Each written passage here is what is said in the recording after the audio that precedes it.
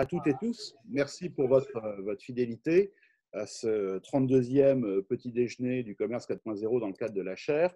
Nous sommes avec la présidente Elisabeth Denner, associée chez Bearing Point, extrêmement content de vous retrouver. Alors évidemment, nous vous retrouvons en webinar, contraintes sanitaires obligent. Mais bon, enfin, la chaire continue et nous allons continuer notre rythme de nos petits déjeuners de travail et de rencontres entre le monde académique, scientifique et le monde professionnel du secteur.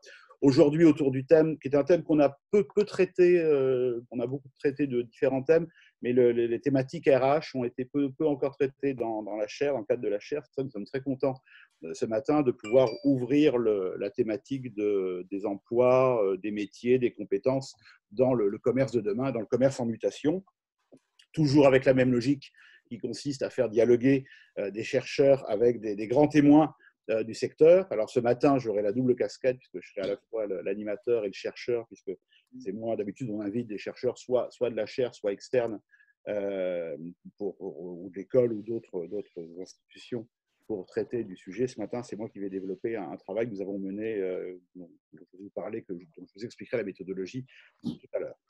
Nous sommes ravis avec Elisabeth Denner d'accueillir et honorés d'accueillir des grands témoins. Jacques Cressel, délégué général de la FCD, de la Fédération du commerce et de la distribution. Je le remercie d'autant plus que ça ne vous aura pas échappé que l'actualité est un peu chargée. Donc merci vivement à la FCD d'être là ce matin et de nous accompagner dans ces réflexions. Merci aussi à Madame Chavigny, qui est la DRH de Carrefour France et la présidente de la commission sociale de la FCD. C'est aussi, là aussi, l'actualité est très, très chargée. Donc merci vivement de participer à nos travaux. Et puis merci à Monsieur Bousli, qui est le CEO et le fondateur de Unique.ai, qui représente aussi, on essaye toujours d'avoir dans ces petits déjeuners du commerce 4.0 aussi des innovateurs, des startups, etc. Et donc, nous allons avoir ce matin un programme très riche. Alors, la structure est toujours la même, c'est-à-dire qu'on travaille généralement en entonnoir. On commence par une présentation de type scientifique. Ce matin, c'est moi qui vais la présenter.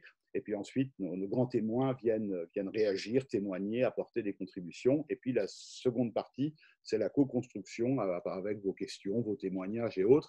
Donc n'hésitez pas à utiliser la chatbox. Notre coordinatrice générale, le docteur Christelle Fournel, va suivre au fur et à mesure les questions et les thèmes que vous allez évoquer dans la chatbox. Vous pouvez ouvrir pour dialoguer, etc. Mais n'hésitez pas aussi, quand nous serons dans la phase de questions, à prendre le micro et à demander la parole. Alors, vous avez sur Zoom, vous avez une petite option qui est en bas à droite de participants qui consiste à lever la main. Alors, ça a un côté un peu scolaire, mais enfin, ça permet d'éviter que tout le monde puisse parler en même temps. Et donc, vous pourrez aussi l'utiliser. N'hésitez pas à couper, je vois qu'il y a encore des micros ouverts. Alors, n'hésitez pas, dans cette première période où ce sont les contributeurs qui vont parler, à couper vos micros. Ça évitera les effets de l'arsène. Voilà, ou de bruits parasites et autres, et puis vous pourrez les réouvrir tout à l'heure avec grand plaisir pour échanger. Alors, je vais tout de suite me passer la parole pour développer avec vous cette réflexion sur la modélisation de scénarios prospectifs que nous avons mené l'année dernière. Donc, le travail s'appelle Scénario prospectif de l'emploi dans la branche du commerce à dominante alimentaire. Nous l'avons mené avec le professeur Jean-François Lemoine, qui est directeur de l'école doctorale Panthéon-Sorbonne et qui est surtout un spécialiste, c'était surtout au titre du fait que c'est un spécialiste des modèles d'équation structurelle, et Amélie Abadi, qui est ici présente, qui est doctorante à l'ESCP et qui a été formée à la Toulouse School of Economics, donc qui est une économètre de grande précision. Et tout ça, le projet a été mené, je la remercie vivement, par Marie-Hélène Mimot, qui a aussi contribué à la formalisation du PowerPoint que je vais vous présenter. Tout ça dans le cadre donc, de la Fédération du commerce et de la distribution avec les partenaires sociaux, je vais expliquer tout ça, et avec aussi les représentants des ministères. Alors, mon agenda sera le suivant. Je vais rappeler les objectifs et la méthodologie. C'est un travail scientifique, donc on doit absolument cadrer la posture méthodologique et épistémologique que nous avons utilisée. Alors, je ne veux pas vous assommer et vous endormir dès le matin, donc j'essaierai d'être assez rapide sur ce point-là, mais au moins comme nous le disons dans notre jargon, toute chose étant égale par ailleurs, pour savoir avec quels présupposés nous avons travaillé. Je vous dirai deux mots de la formalisation et des variables que nous avons retenues, et puis surtout, nous nous concentrons sur les 9 scénarios qui ont été identifiés et comment nous les avons utilisés pour imaginer les conséquences en matière de volume d'emploi à 5 et 10 ans. Et puis, je ferai une rapide synthèse. Alors, objectifs et méthodologie. Donc, l'objectif de cette recherche menée dans le cadre de la FCD, c'était d'identifier, dans un premier temps, des scénarios prospectifs sur les évolutions du secteur et des formats de la distribution alimentaire. Donc, c'est principalement centré sur la distribution alimentaire, dans tous les cas, le PGC, de produits de grande consommation, c'est-à-dire les hypermarchés, les supermarchés, les drives, etc. Et puis, d'estimer les volumes d'emploi par format, fonction et métier de ce secteur, grâce à une formalisation mathématique en dérivant des données existantes, les données 2019, et en les dérivant à 5 ans et 10 ans. Alors, je vais vous expliquer un peu comment tout ça a fonctionné. Alors, on a, en termes de méthode, il y a deux phases. Il y a la première phase qui est l'identification des scénarios, et puis le suivi de ces scénarios, et ensuite il y a la phase de modélisation. Et dans tous les cas, l'ensemble du travail a été mené par ce qu'on appelle une approche Delphi. L'approche Delphi, c'est une approche qui consiste à intégrer, on parlerait aujourd'hui de co-construction de la recherche. À l'époque, ça ne s'appelait pas comme ça s'appelait une approche Delphi, qui consiste à co-construire l'ensemble de la recherche, c'est-à-dire aussi bien la méthode, les éléments de contenu, etc., en l'espèce les scénarios et autres, avec les différentes parties prenantes. Et au fur et à mesure, par une approche itérative, c'est-à-dire les remettre sur la paillasse. Vous savez à quel point nous sommes très sensibles à cette dimension-là.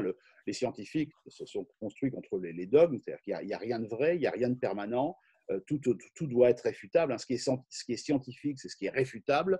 Et donc, nous les avons en permanence remis par différentes réunions qui sont présentées ici. On a commencé par une première réunion de travail où, notamment sur la base des travaux de la chaire, nous avons mis sur la paillasse un certain nombre de scénarios et d'hypothèses. Puis, ils ont été travaillés par différentes réunions avec les parties prenantes, les partenaires sociaux, les représentants de la profession, les experts de la FCD, etc. Et au fur et à mesure, on les a fait évoluer. Après, on est passé à une phase, une fois qu'on avait à peu près stabilisé, qu'il y avait un consensus sur ces scénarios, ce qui est le propre de l'approche Delphi, on est passé à la phase de formalisation. Donc là, on a commencé une première formalisation mathématique, puisqu'il fallait les traduire. Vous allez voir, je vais vous expliquer ça rapidement. Il fallait les traduire en équations. Et ensuite, on a, avec un certain nombre de variables, avec des curseurs, avec des coefficients d'intensité, etc. Et y compris sur ces éléments-là, de nouveau, les parties prenantes ont été mobilisées, etc., jusqu'à ce qu'on tombe sur un consensus de formalisation qui était raisonnable et acceptable par rapport à la fois à la littérature scientifique et à la profession, pour finalement arriver au chiffrage en allant chercher les données dans la base de données Adecco Analytics, j'y reviendrai, et tout ça pour arriver à une présentation finale qui a eu lieu le 17 juin et que je vous représente ce matin. Alors, formalisation, vous voyez, j'ai été assez court sur la méthodologie. Formalisation et variable. Donc, c'est ce qu'on appelle une modélisation de type normatif dynamique. Alors, il y a 50 façons de faire de la prospective modélisée. Je ne vais évidemment pas présenter ça ce matin, je vais juste signaler l'option que nous avons prise. On peut faire des régressions qui consistent à regarder le passé pour anticiper le futur, etc. Enfin, il y a des modèles de programmation dynamique. Enfin, il y a énormément de possibilités. Nous, on a préféré, parce que ça correspondait mieux aux objectifs, recourir à cette approche qui s'appelle une modélisation normative dynamique, qui a notamment été développée par Perkis en 80. Donc, de quoi s'agit-il? Il s'agit de cartographier à partir d'ateliers participatifs, c'est ce que je viens d'expliquer par le Delphi, une vision du futur à travers des affirmations retenues. Bon, là, le mot affirmation est un peu fort. Ce sont des scénarios, des hypothèses de travail qui devraient permettre la prise de décision opérationnelle ultérieure. Évidemment, c'est un travail à la fois scientifique, mais c'est un travail qui a vertu, comme nous le faisons dans cette chaire, d'être transférable aux acteurs du monde professionnel.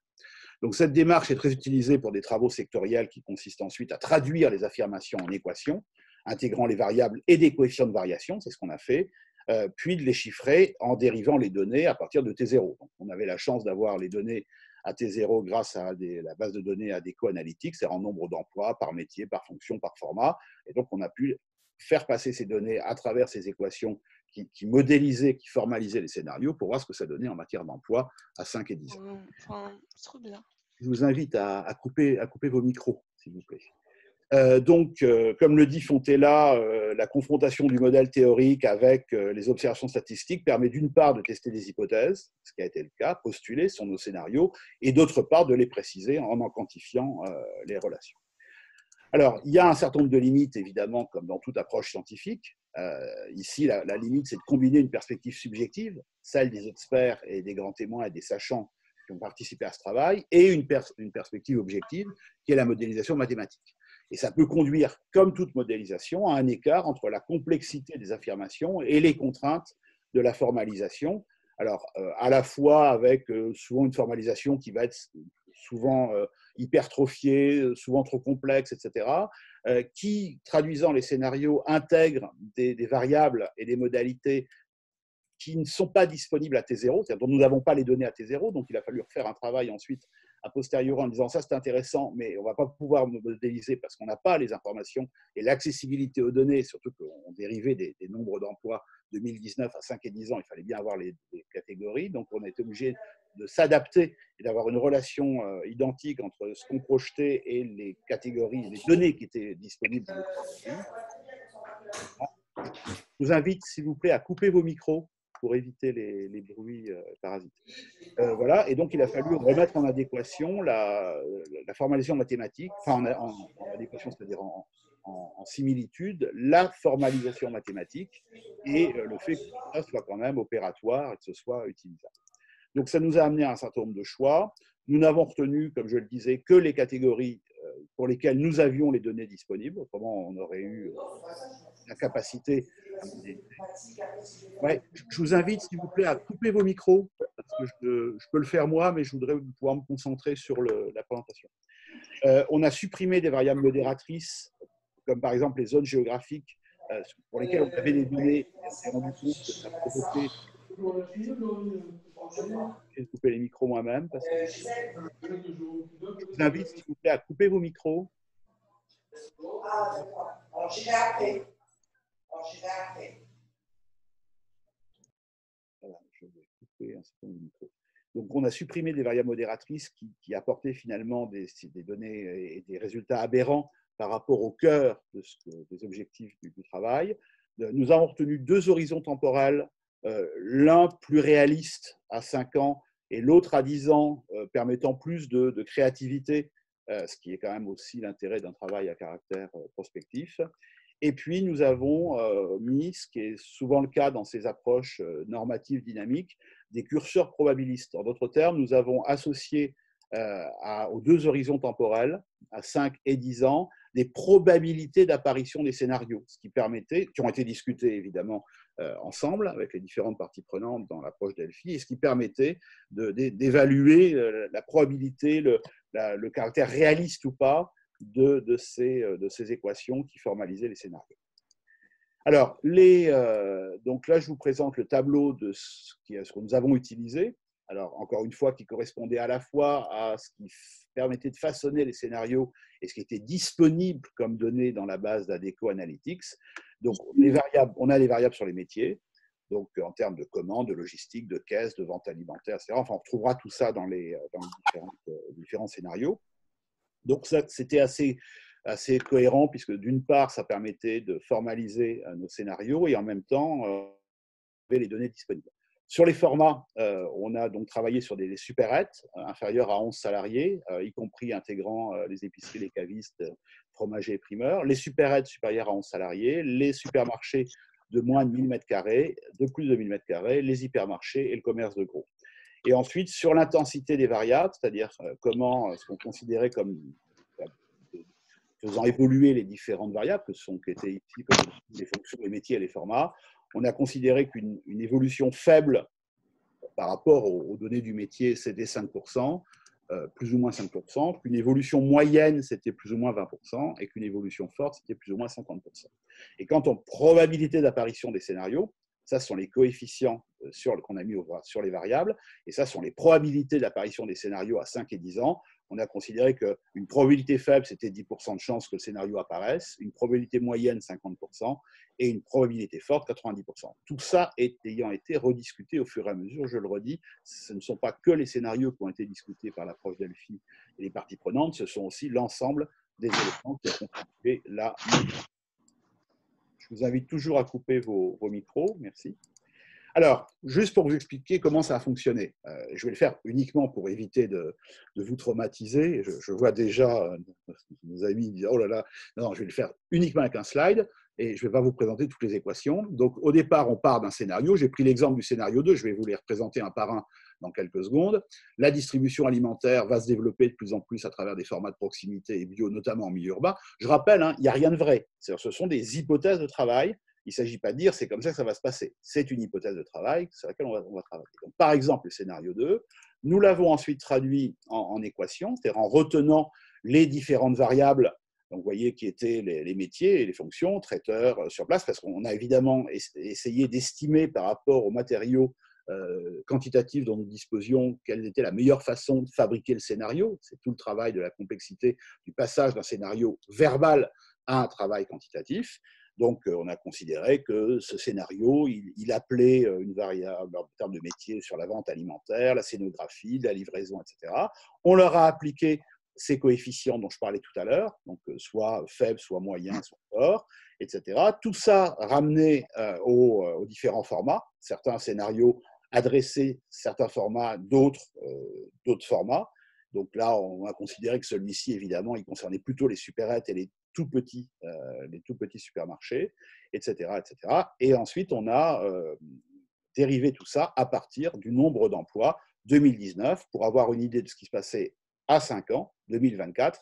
Je n'ai pas présenté celui à 10 ans, et à 10 ans, 2029. Donc à chaque fois, on a la même démarche, le scénario en équation avec les catégories et les variables considérées comme les plus proches pour traduire le scénario, les coefficients de pondération, les probabilités d'apparition du scénario à 5 ans et à 10 ans, et à partir des données 2019. Et ça donne, après, une fois qu'on l'a, par exemple là, une fois qu'on l'a travaillé,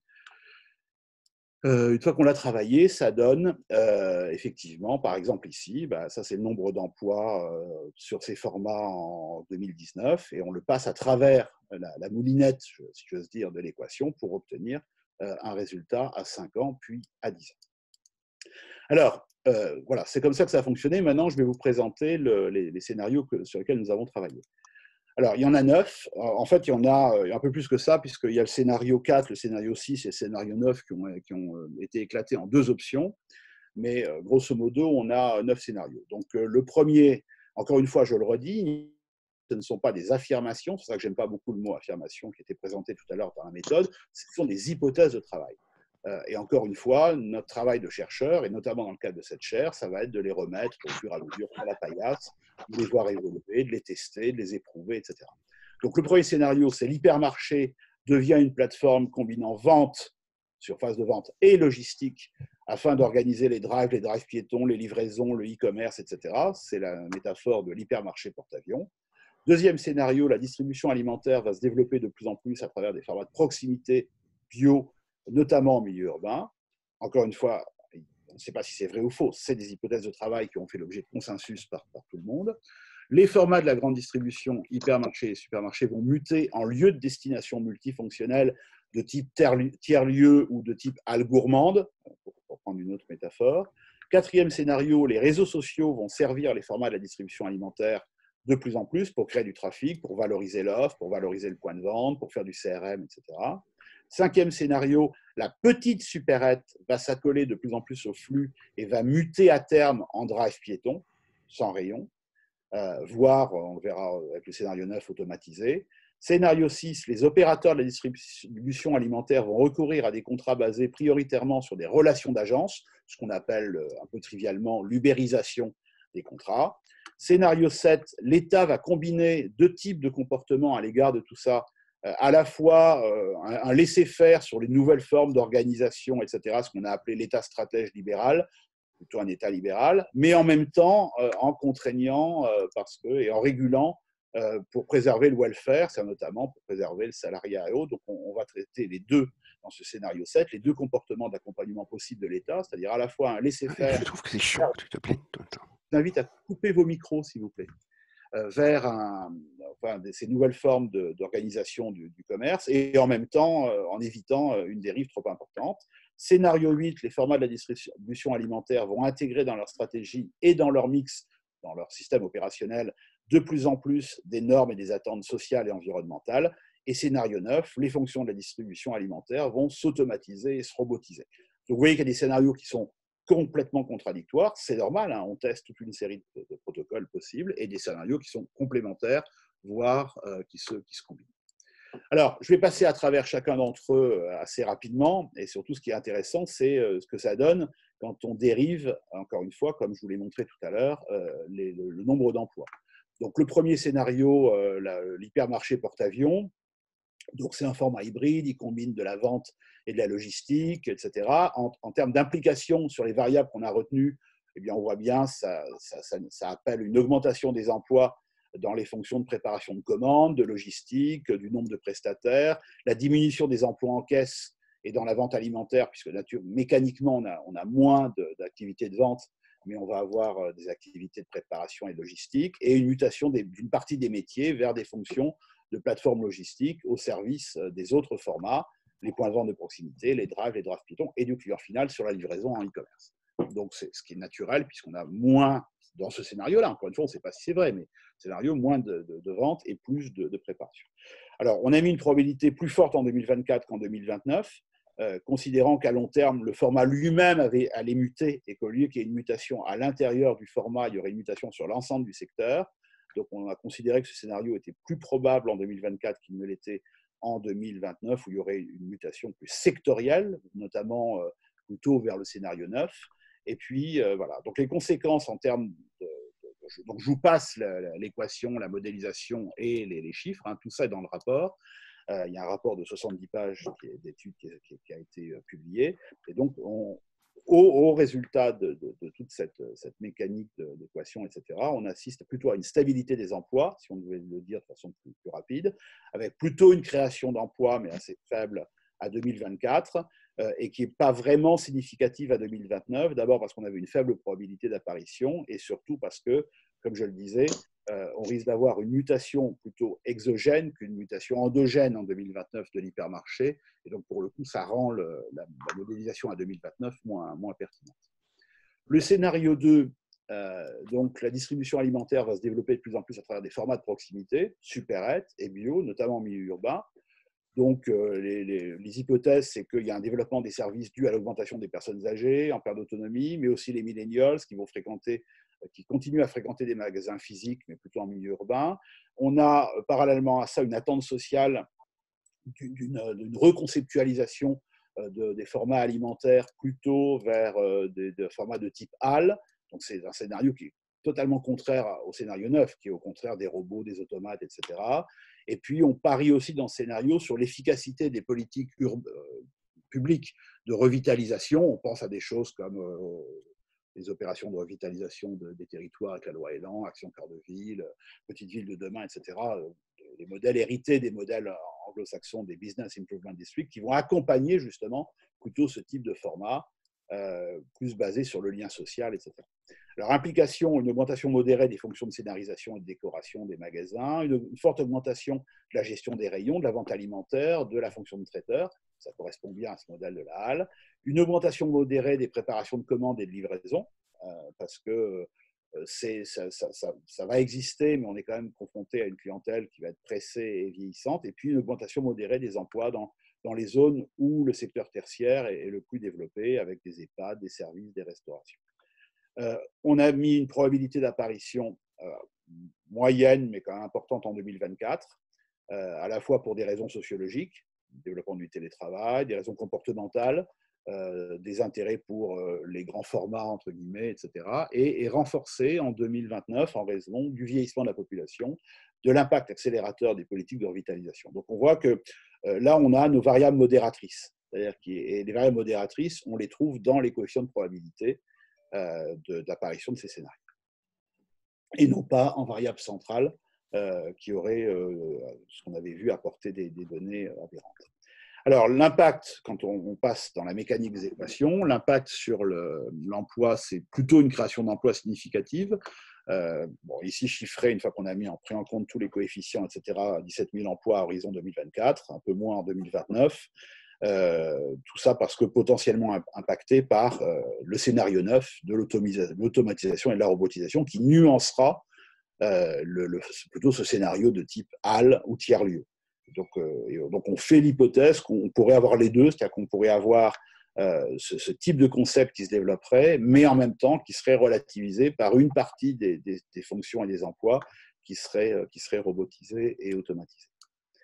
Scénario 3, les formats de la grande distribution hyper et super vont muter en lieu de destination de type tiers-lieu. Donc là, on était sur je repasse au scénario 2, on était plutôt sur des petits formats, et là, on est plutôt sur des grands formats. Donc, on a un peu une tendance sociologique un peu générale.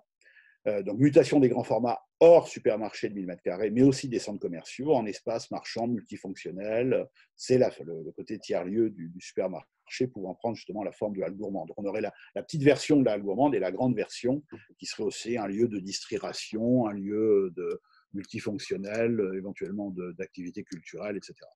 Donc là, on a effectivement comme implication une augmentation des besoins de main-d'œuvre en vente alimentaire et traiteur. On est complètement au cœur du sujet. Et une augmentation des métiers de service et d'animation, puisque le tiers-lieu, ce n'est pas uniquement de la transaction, ce n'est pas uniquement de la vente, c'est aussi de l'accueil, de la relation client, s'occuper des enfants, éventuellement avoir des services domestiques d'accompagnement, de l'événementiel, etc., etc. On a une probabilité d'apparition moyenne à 2024 qu'on a conservée à 2029 en considérant que c'était un phénomène sociétal assez fort et qui serait lui aussi accompagné par des actions publiques justement orientées vers le lien social, le service aux personnes, etc., etc.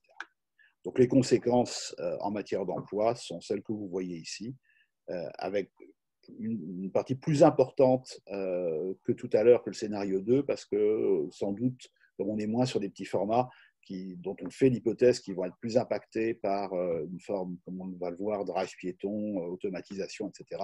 Là, pour le coup, on a moins de limitations par l'automatisation de front office. Je ne parle pas de l'automatisation de back office, mais de front office, qu'on peut l'avoir avec des formats plus petits.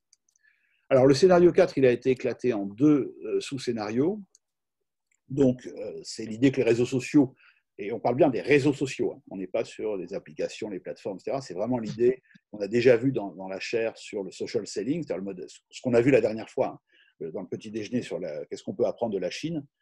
C'est-à-dire c'est finalement le passage du e-commerce au social selling, c'est-à-dire à travers les réseaux sociaux, la vente à travers les réseaux sociaux, le recours, l'omniprésence des réseaux sociaux sur l'ensemble du dispositif commercial. Et donc là, on l'a appliqué à deux scénarios, à la fois au scénario 2 et au scénario 3, c'est-à-dire en disant les réseaux sociaux vont venir s'intriquer dans les mutations à la fois des petits formats bio, de supérette et autres, mais aussi des tiers-lieux et des hyper qui mutent en tiers-lieux et en hall gourmande.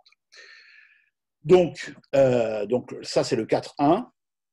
Donc, plutôt appliqué, les réseaux sociaux viennent valoriser, etc., les formats de proximité. Et donc, les formats de proximité deviennent digitalisés, mais en partie avec les réseaux sociaux. Donc, c'est l'augmentation du nombre de prestataires, la promotion digitale, etc., etc.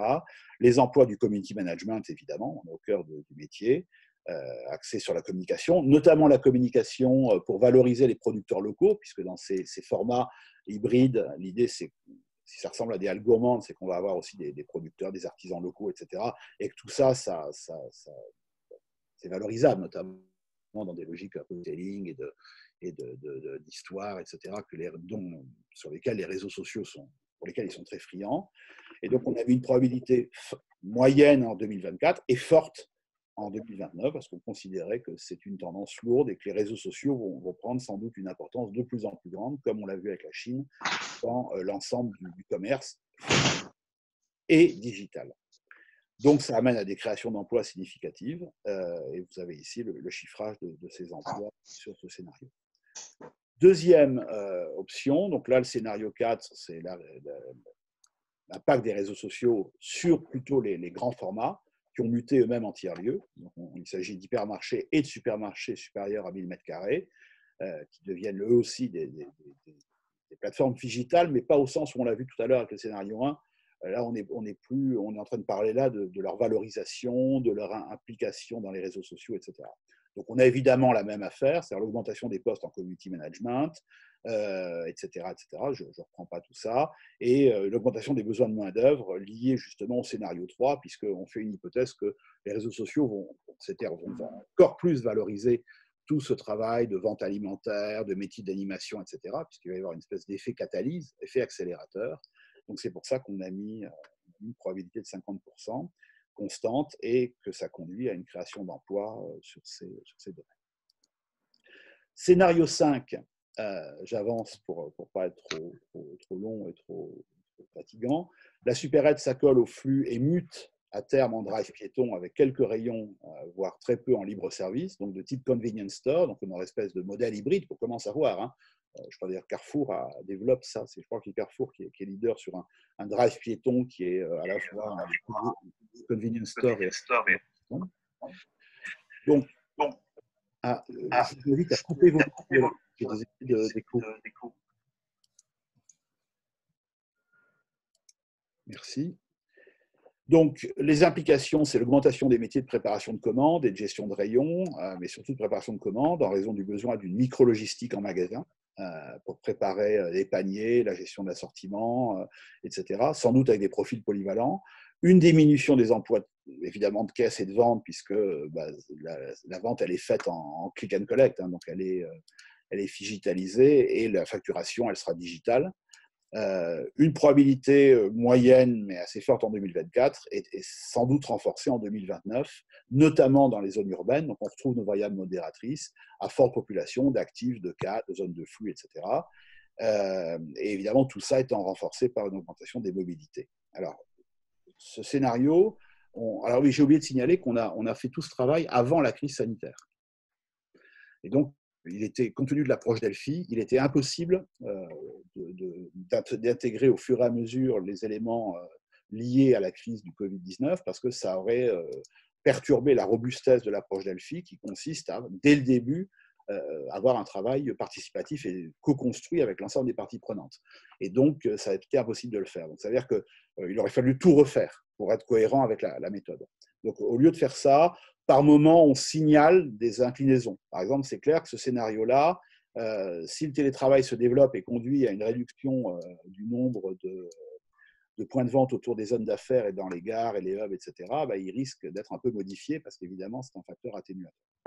En tous les cas, compte tenu de son côté déjà un peu mécanisé et autres, on voit que là, lui, amène à une réduction d'emplois, tant à l'horizon 2024 qu'à l'horizon 2029, ce qui est normal puisque la probabilité d'apparition nous semblait plus forte de ce scénario en 2029 qu'en 2024. Scénario 6, les opérateurs de la distribution alimentaire recourent à des contrats basés prioritairement sur des relations d'agence. Alors, celui-là nous a posé beaucoup de problèmes de formalisation, parce que autant manipuler des variables sur des formats, les super, les hyper, etc., et des variables sur les métiers et les fonctions dont on dispose de données, tout ça est assez homogène. Intégrer quelque chose qui ne concerne plus la nature des fonctions ou la nature des métiers, mais la nature du contrat de travail, c'est une sorte d'artefact, c'est une variable abstraite qui ne correspond plus au caractère très concret des autres variables, et il a fallu la tâtonner. Ce qu'on appelle en statistique, c'était un tâtonnement parce qu'on avait, pour le coup, on n'avait plus de catégories qui y correspondaient. Donc on avait deux options, c'était soit on abandonnait le scénario en disant le scénario, bon, on le signale, parce qu'on pense qu'il va y avoir une augmentation de cette forme d'ubérisation des prestations dans le secteur, mais on ne peut pas le modéliser. Et comme on y tenait quand même, et puis qu'on est un peu avec mes camarades, on est un peu, c'est propre des chercheurs aussi d'essayer un peu de créativité dans la formalisation, on a quand même essayé de le formaliser. Donc je préviens, ce scénario-là, compte tenu de l'hétérogénéité des variables mobilisées, il est beaucoup moins robuste que d'autres. Et ça sera la même chose avec le scénario sur le rôle de l'État, parce que là, on a un autre problème qu'on va voir, c'est qu'on mélange un niveau macro et un niveau micro. Le niveau micro, c'est les emplois, les fonctions dans les magasins, etc. Le niveau macro, c'est le rôle de l'État qui ne correspond à aucune catégorie, qui est difficile à modéliser, etc. Donc, il faut prendre, j'aurais dû mettre un petit astérisque, c'est-à-dire prendre ce scénario-là et celui sur le rôle de l'État avec beaucoup de prudence, parce que leur formalisation est beaucoup moins robuste que les autres, qui sont plus homogènes en termes de nature de variables. Donc, première option, alors ce qu'on appelle les contrats d'agence. Hein. Moi, j'aime pas beaucoup les l'ubérisation, c'est un mot un peu trivial. En termes de théorie, c'est la théorie de l'agence, hein, c'est-à-dire qu'on substitue des contrats de droit du travail on transforme des contrats de droit du travail par des contrats de droit commercial. C'est le contrat de bière au Moyen-Âge, les réseaux de franchise au début du XXe siècle, etc., etc. Donc, on a appliqué ça à l'hypermarché plateforme, donc c'est le scénario 1, donc on applique le scénario, on croise le scénario 6 avec le scénario 1. Donc là, l'idée, c'est que toute une série de ces fonctions qu'on a vues tout à l'heure, qui faisaient muter l'hypermarché en hypermarché plateforme, on va les transformer en contrat d'agence. Donc, ce qu'on a trouvé qui permettait de tâtonner le contrat d'agence, c'était plutôt des sous-traitants, des indépendants, des entrepreneurs, etc. Alors, ça implique évidemment une diminution des emplois dans les fonctions de préparation de commandes et de logistique, mais ça, c'est propre au scénario 1. Pareil sur les caisses et la vente alimentaire, mais surtout, ça amène une modification de la nature des contrats. On a pensé que la probabilité serait moyenne en 2024 et plus faible en 2029 parce qu'un certain nombre de signaux faibles nous montrent que beaucoup d'États, je pense à la Californie, l'Espagne, même le Royaume-Uni, y compris les États de tradition un peu anglo-saxonne et libéraux, regardent avec beaucoup de retrait, de nuances cette affaire, et que finalement, cette notion d'ubérisation des contrats, elle est quand même assez nuancée, voire critiquée, voire limitée à la fois par les États et par le corps social, considérant que c'est une forme de déstructuration de l'État-providence à travers notamment la déstructuration du contrat de travail. Donc tout ça pour dire qu'on pense que la mécanique naturelle, notamment sur des logiques d'efficience. On a déjà travaillé dans cette chaire sur les questions de crowd logistique, d'ubérisation de la logistique urbaine, etc. Enfin, on sait que ça correspond assez bien à la mutation des formats du commerce et autres, mais en même temps qu'il y a une forte résistance du corps social et des États, des pouvoirs publics.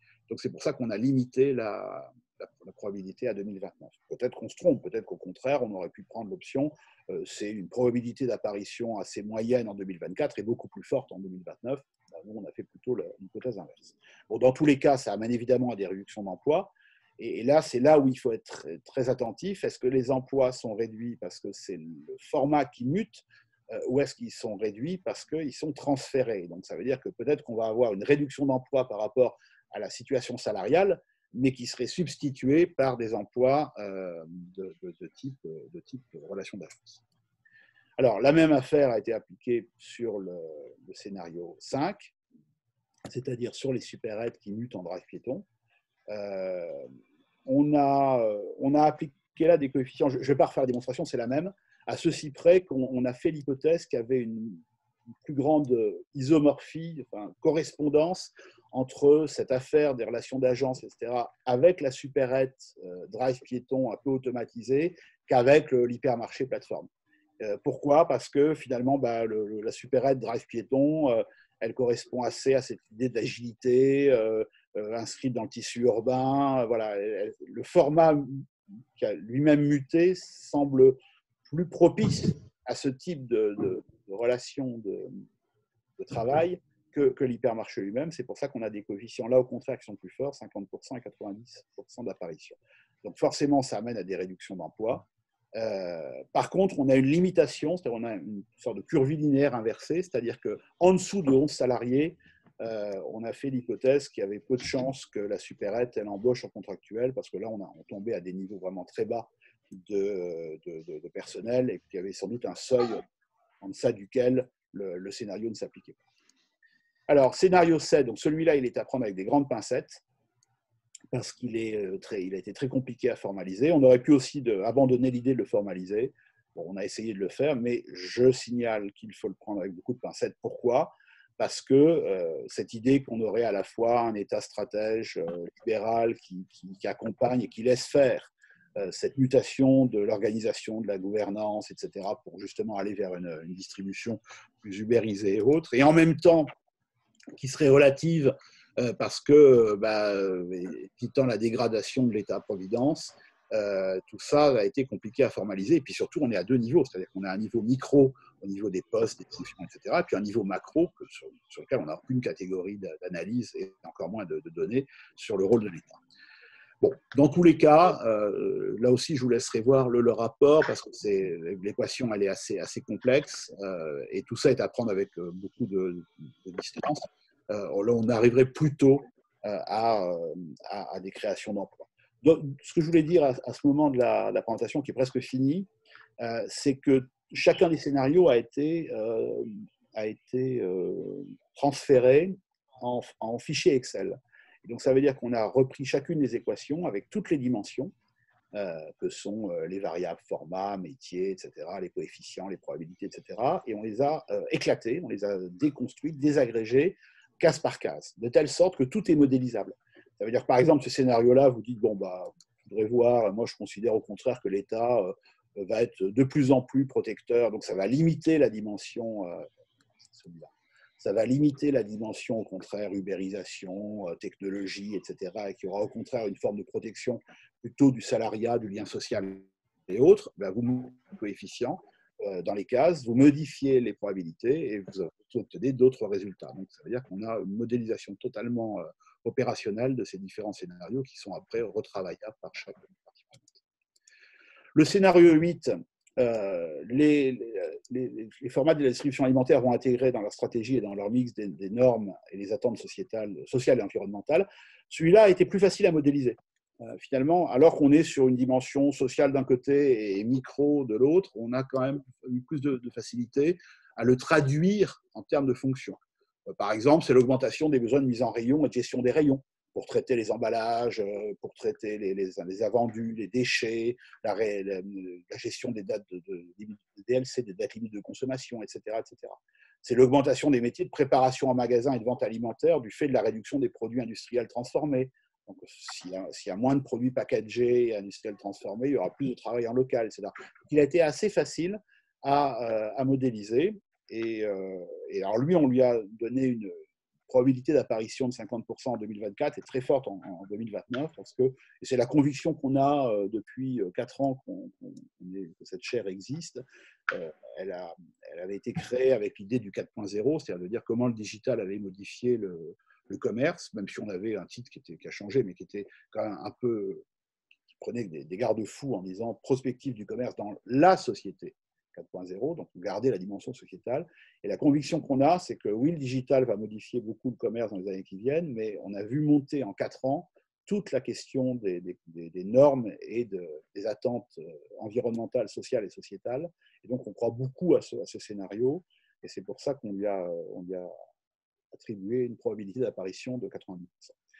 Alors, là, évidemment, ça crée de l'emploi, parce que c'est beaucoup d'emplois qui viennent se substituer à une sorte de mécanisation de la gestion et de la commercialisation des produits dans les formats, notamment avec toute une série de fonctions assez fines pour pouvoir s'inscrire dans cette logique d'attente sociale, sociétale et environnementale.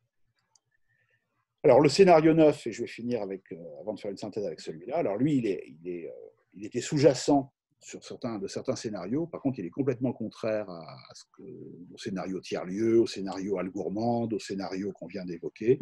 Avec le 8, il peut être atténué et modéré, mais dans tous les cas, il est très, très opposé au scénario qui était plutôt basé sur le lien social, la scénarisation, etc. C'est l'idée qu'au contraire, on va vers une automatisation et une robotisation. Alors, on l'a éclaté en deux sous-scénarios. Un scénario 9.1 qui serait finalement la distribution alimentaire, elle mute quasi radicalement en e-commerce, qui est une forme d'automatisation.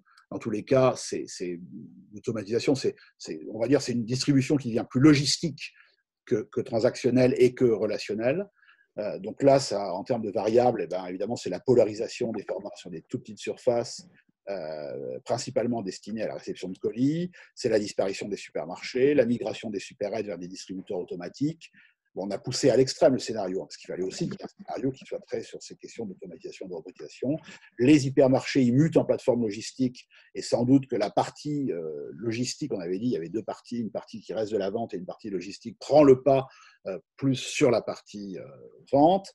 L'augmentation des métiers de la logistique, de la préparation des commandes, des métiers du community management, de la robotisation et de l'informatique. Donc, c'est un scénario, pour reprendre notre dernier ouvrage, j'en profite pour refaire un peu de publicité sur utopie et consommation, c'est un scénario totalement technolibéral. Hein. Vous savez, c'était justement l'utopie qui avait été disqualifiée dans l'étude avec l'Obsoco. Lui, pour le coup, il est totalement technolibéral. Donc, on lui a mis une probabilité faible à 2024 parce que c'est beaucoup de coûts de transaction, de coûts d'investissement technologique, de capitalisation, etc. Et puis, c'est aussi beaucoup de la fameuse transformation digitale des entreprises. On l'a mis un peu plus fort en 2029. On pourrait le mettre à 90%. Nous, on a estimé que tout ça prend aussi beaucoup de temps, qu'il y a les modèles économiques derrière. On l'avait vu déjà, je me souviens quand Michel-Édouard Leclerc avait dit, quand il était revenu de Californie, que le magasin Amazon Go, c'était extraordinaire, il y avait des caméras partout, etc., mais que le panier moyen, c'était 16 $ et que la technologie coûtait une fortune. Donc, tant qu'on n'a pas atteint la loi de Moore, il y a un moment, la théorie des rendements croissants, c'est quand même difficile à rentabiliser. Donc, on a fait l'hypothèse que ça nuançait la probabilité.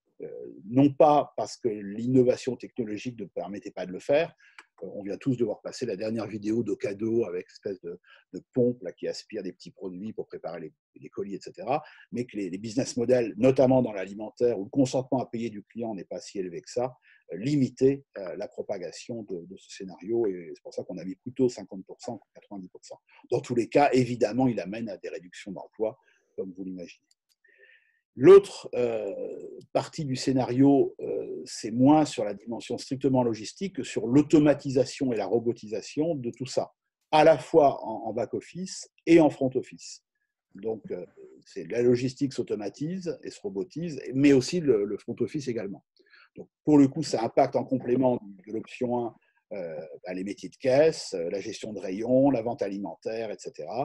Et puis, au contraire, ça amène une forte croissance des métiers de la robotisation et de l'informatique. Alors, tout ça pondérant la réduction de l'emploi, mais malgré tout, évidemment, ce scénario est plus destructeur d'emploi. On lui a mis de nouveau une probabilité faible à 2024. C'est à peu près les mêmes probabilités que précédent, pour les mêmes raisons que j'ai évoquées précédemment, de capitalisation, de business model, etc. Mais évidemment, il amène à une réduction de l'emploi. Bon, j'espère que j'ai été assez clair. Je vais synthétiser ça, puisqu'il me reste 3 minutes pour synthétiser. Donc, si on résume, on voit qu'on a la majorité des scénarios sont plutôt créateurs d'emplois. Donc, ça dépend des scénarios, je ne vais pas reprendre les détails. On a 3 scénarios qui entraînent des destructions d'emplois qui peuvent aller de moins de 2% jusqu'à 18% du secteur à l'horizon 2029. Évidemment, le scénario 9, c'est évident, c'est un peu consubstantiel à sa formulation. Et le scénario 5 avec le tout petit format qui s'automatise, etc., le drive piéton supérette. Le scénario 6 qui est intermédiaire, c'est pas tant qu'il détruit de l'emploi, c'est qu'il en modifie, il modifie la nature du contrat de travail. Et puis, on a aussi des scénarios qui peuvent se produire conjointement, comme on l'a vu avec notamment les réseaux sociaux, toutes les dimensions sociétales, environnementales, etc. Marie-Hélène Mimot avait proposé donc une formalisation. C'est juste la formalisation de ce qu'on vient de voir, puisque vous avez là tous les scénarios avec la solde d'emploi. Imaginez, hein, projeté par rapport à cette modélisation, à 2024 en rouge, à 2029 en jaune, et avec un solde positif ici ou un solde négatif là. Voilà, je vous remercie de votre attention et je vais laisser maintenant, et nous sommes très honorés par la présence de vos grands témoins, à la fois réagir et donner leur vision aussi sur cette évolution des métiers, des fonctions et des formats dans le secteur du commerce et de la distribution. Et je vais arrêter de partager l'écran. Voilà, et donc je passe la parole à Jacques Cressel. Bonjour à tous. Bonjour Jacques. Désolé, je n'ai pas pu écouter tout ce que vous disiez parce qu'il se passe plein de choses en même temps, mais je sais à peu près ce qu'il y avait dans le document. Puisque, pour ceux qui ne le savent pas, le gouvernement vient d'annoncer un couvre-feu à Paris, en Île-de-France, sans doute en plus du reste, et que par ailleurs, le fameux décret sur les produits que nous n'avons plus le droit de vendre est sorti ce matin et naturellement donne lieu à toute une série de demandes de précision et donc avec les pouvoirs publics. Merci encore plus d'être parmi nous ce matin. C'est vraiment un grand privilège que vous ayez pu prendre un peu de votre temps dans cette actualité ô combien chargée pour être parmi nous et pour travailler, échanger sur ces travaux. Non, c'est au contraire, ça fait du bien de réfléchir un peu à côté du reste. Le moins qu'on puisse dire, c'est que la réflexion n'est pas le cœur, pour le moment, des décisions. Juste quelques mots de commentaires. D'abord, merci pour ce travail tout à fait passionnant que j'avais effectivement vu en détail. On voit bien qu'on a sans doute besoin d'aller plus loin, à la fois parce qu'il faut intégrer dans tout ceci des éléments financiers. On voit bien que tous ces scénarios ont des coûts, ont des conséquences, et qu'il y a besoin d'un bouclage un peu financier de l'ensemble et des conséquences que ce bouclage financier a sur l'emploi lui-même. La combinaison de tout ça n'est pas d'une simplicité absolue, mais ça permet d'avoir des éléments de référence. Et puis, deuxième élément qui nécessite naturellement un complément, c'est ce qui se passe depuis mars et dont on voit bien que ça accélère toute une série de mutations de manière assez incroyable. Et ceci en France et ailleurs. Juste pour information, il se trouve que j'ai, comme vous le savez peut-être, je préside depuis janvier la Fédération internationale du retail. J'ai fait l'autre jour avec un certain nombre d'intervenants, McKinsey, Kantar et autres, une réunion de l'ensemble de nos fédérations mondiales. On était une quarantaine de fédérations réparties sur 18 fuseaux horaires d'ailleurs, ce qui était assez particulier. Et on voit bien que ce changement est un changement mondial absolument considérable. Il faut avoir en tête que, par exemple, le e-commerce en Chine est passé désormais à plus de 25% du total du commerce chinois, et qu'on est sur des chiffres à peu près comparables en Grande-Bretagne aujourd'hui, ce qui, avec un effet conjoncturel encore plus, sans doute plus fort en Grande-Bretagne, mais quand même, ce sont des changements absolument gigantesques qui se produisent actuellement et dont une grande partie sont totalement irréversibles. En essayant de réfléchir un peu à ce que vous disiez, en essayant de le présenter d'une autre façon, je voudrais juste me référer rapidement à… Moi, je dis souvent que la caractéristique de notre secteur, c'est qu'on a 4 révolutions en même temps. La révolution de notre modèle initial, et notamment celui de la grande distribution, la révolution de la concurrence, la révolution de la consommation et la révolution digitale. Je trouve que c'est intéressant de regarder sur ces 4 révolutions quel est leur impact potentiel en matière d'emploi, ce que vous avez un peu essayé de faire de manière plus détaillée. Le business model, il est changé parce que, en gros, il était fondé initialement sur une progression forte des volumes qui permettait d'amortir des coûts fixes, sur un coût du foncier peu élevé puisqu'on était en périphérie, sur des délais de paiement élevés qui faisaient que le fournisseur payait une partie du magasin et sur des taux d'intérêt élevés qui faisaient que le résultat financier du magasin faisait le résultat de l'ensemble. Aujourd'hui, ces 4 éléments ont disparu. Et donc, ça veut dire que face à une concurrence, on va voir dans 2 secondes qu'elle est plus forte, il y a un vrai sujet financier global. Or, dans notre secteur, face à une progression très faible, voire à une diminution des volumes, plutôt tendancielle, ces dernières années, hors crise Covid, les seuls points sur lesquels on peut finalement équilibrer sont malheureusement les achats et les coûts internes, y compris le coût du personnel. Et donc, on voit bien qu'il y a un risque sur tout ceci financier qui s'est traduit par, on l'a vu dans un certain nombre d'enseignes, par des plans pour ajuster globalement les coûts face à cette situation nouvelle. Donc, plutôt une tendance défavorable de cette première révolution. Deuxième révolution, c'est la révolution de la nouvelle concurrence. C'est à la fois le e-commerce et c'est en même temps le drive, la restauration à domicile, de nouvelles activités de livraison de plats préparés, toute une série d'éléments de ce type-là. Là, on voit que les effets sont un peu ambivalents. Il y a d'un côté très clairement un un passage du commerce physique au commerce virtuel qui a un effet négatif potentiel en matière d'emploi. Toutes les études le montrent. Là, je pense que, notamment en alimentaire, ça me paraît assez clair. En revanche, sur le reste, on voit bien, par exemple, les drives ont plutôt été quelque chose qui a créé des emplois, sauf que, et c'est là où on revient au sujet financier, ça revient à inverser le business model initial qui était que les clients faisaient leurs courses eux-mêmes. Là, à partir du moment où on fait les courses à la place du client et qu'en plus c'est gratuit, de fait, ce nouveau service n'est pas équilibré très souvent. En tout cas, alors ça, après ça dépend, il faut raffiner selon le type de drive. Mais on voit bien que globalement, c'est quelque chose qui a des impacts financiers négatifs. Et on revient au premier point et au point général sur les impacts financiers que j'évoquais tout à l'heure. De l'autre côté, c'est vrai que donc il y a effectivement en même temps des créations d'emplois de ce côté-là, de même que tout ce qui est développement, les Uber Eats, les Deliveroo et autres sont plutôt de la création d'emplois, mais on voit bien que ce ne sont pas forcément les mêmes types d'emplois, avec pas les mêmes garanties, des emplois très fragiles. Il y a qu'à voir ce qui se passe aujourd'hui. Et en tout cas, ce ne sont pas des emplois directement dans notre secteur. Donc, il y a des transferts qui se font. Donc, si je résume sur cette deuxième révolution, plutôt globalement un impact négatif à cause du e-commerce, mais qui peut être compensé parfois par des emplois, mais assez fragiles financièrement par ailleurs. Troisième révolution, la révolution de la consommation, hein, dans tous les sens du terme. Là aussi, des effets qui ne sont pas faciles à appréhender.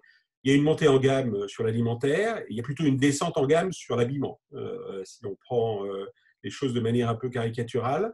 La montée en gamme, elle se traduit plutôt par une baisse des volumes. Donc, il y a certes une amélioration globale de la valeur et de la création de valeur, donc ce qui est bon sur le plan financier pour tous les acteurs, mais en même temps, il y a moins de volume, et donc là, c'est plutôt quelque chose qui est potentiellement négatif sur l'activité globale du secteur. Et puis, il y a toute une série de rayons, pour prendre l'actualité de rayons non alimentaires, dont on voit très bien qu'ils sont en chute libre, soit parce qu'il y a un transfert vers le e-commerce extrêmement fort, hein, donc tout ce qui est disques et autres, tout ce qui est immatériel, soit parce qu'il y a de nouveaux acteurs. Là encore, on peut considérer que globalement, de manière macroéconomique, ça s'équilibre, soit parce qu'il y a plutôt une destruction de valeur, et c'est plutôt ce qu'on a constaté sur l'habillement, ou une suppression, une baisse forte des volumes. La montée en puissance de tout ce qui est occasion, de tout ce qui est seconde main, ce sont des éléments qui, naturellement, ont des effets extrêmement forts, il n'y a qu'à voir Vinted et autres, sur l'activité globale et donc potentiellement sur l'emploi. Dernière révolution, et naturellement qui est totalement essentielle, c'est la révolution digitale. J'ai l'habitude de dire que la révolution digitale, elle se sépare elle-même en trois. Il y a d'un côté la montée en puissance des data, avec le sujet de savoir qui est propriétaire. Il y a le sujet de l'ubérisation des activités, autrement dit du séquençage de la chaîne de valeur. Et puis, il y a le sujet de l'intelligence artificielle et de la robotisation. Le sujet des data est plutôt potentiellement créateur d'emplois, mais ce sont des emplois de manière qui sont complètement différents et qui sont des emplois plutôt externalisés, rarement internalisés. Le sujet de l'ubérisation est un sujet qui pose un problème là aussi financier assez fort, parce qu'en gros, ce qu'on va ubériser, ce sont toutes les activités qui sont créatrices de valeur, et donc le risque est que ce soit les activités non créatrices de valeur qui restent à l'intérieur de notre secteur. Et à ce moment-là, ça a un effet naturellement de destruction potentielle d'emplois, dans la mesure où il n'y a plus l'équilibre entre la création et la non-création à l'intérieur d'une même activité, puisqu'on sépare finalement cet ensemble. Reste naturellement le sujet majeur qui est celui de l'intelligence artificielle et de la robotisation. On voit bien que, notamment dans les entrepôts, parce qu'on parle souvent des caisses, mais dans les entrepôts, la tendance à la robotisation est tout à fait claire, que les études faites notamment par Roland Berger il y a quelques années montrent que les coûts de l'homme et du robot se sont croisés il y a déjà plusieurs années, avec en plus le sujet de la capacité d'apprentissage du robot qui est aujourd'hui extrêmement forte. Et comme vous le savez, des études ont été faites, notamment par McKinsey, qui en a fait une encore récente en Angleterre sur la totalité du commerce qui représente à peu près 3,5 millions d'emplois comme en France, montrant que cette évolution technologique représente un risque sur l'emploi de l'ordre d'un tiers du total, on est à 32%, donc c'est-à-dire l'équivalent d'1 million d'emplois à risque en Grande-Bretagne. Je pense que si on faisait cette étude en France, on arriverait à peu près à la même chose. Et quand on regarde vos estimations sur la partie technologique, en réalité, on revient à peu près à des ordres de grandeur du même type sur cette partie-là. Bien évidemment, tout ceci est en train de changer considérablement avec la Covid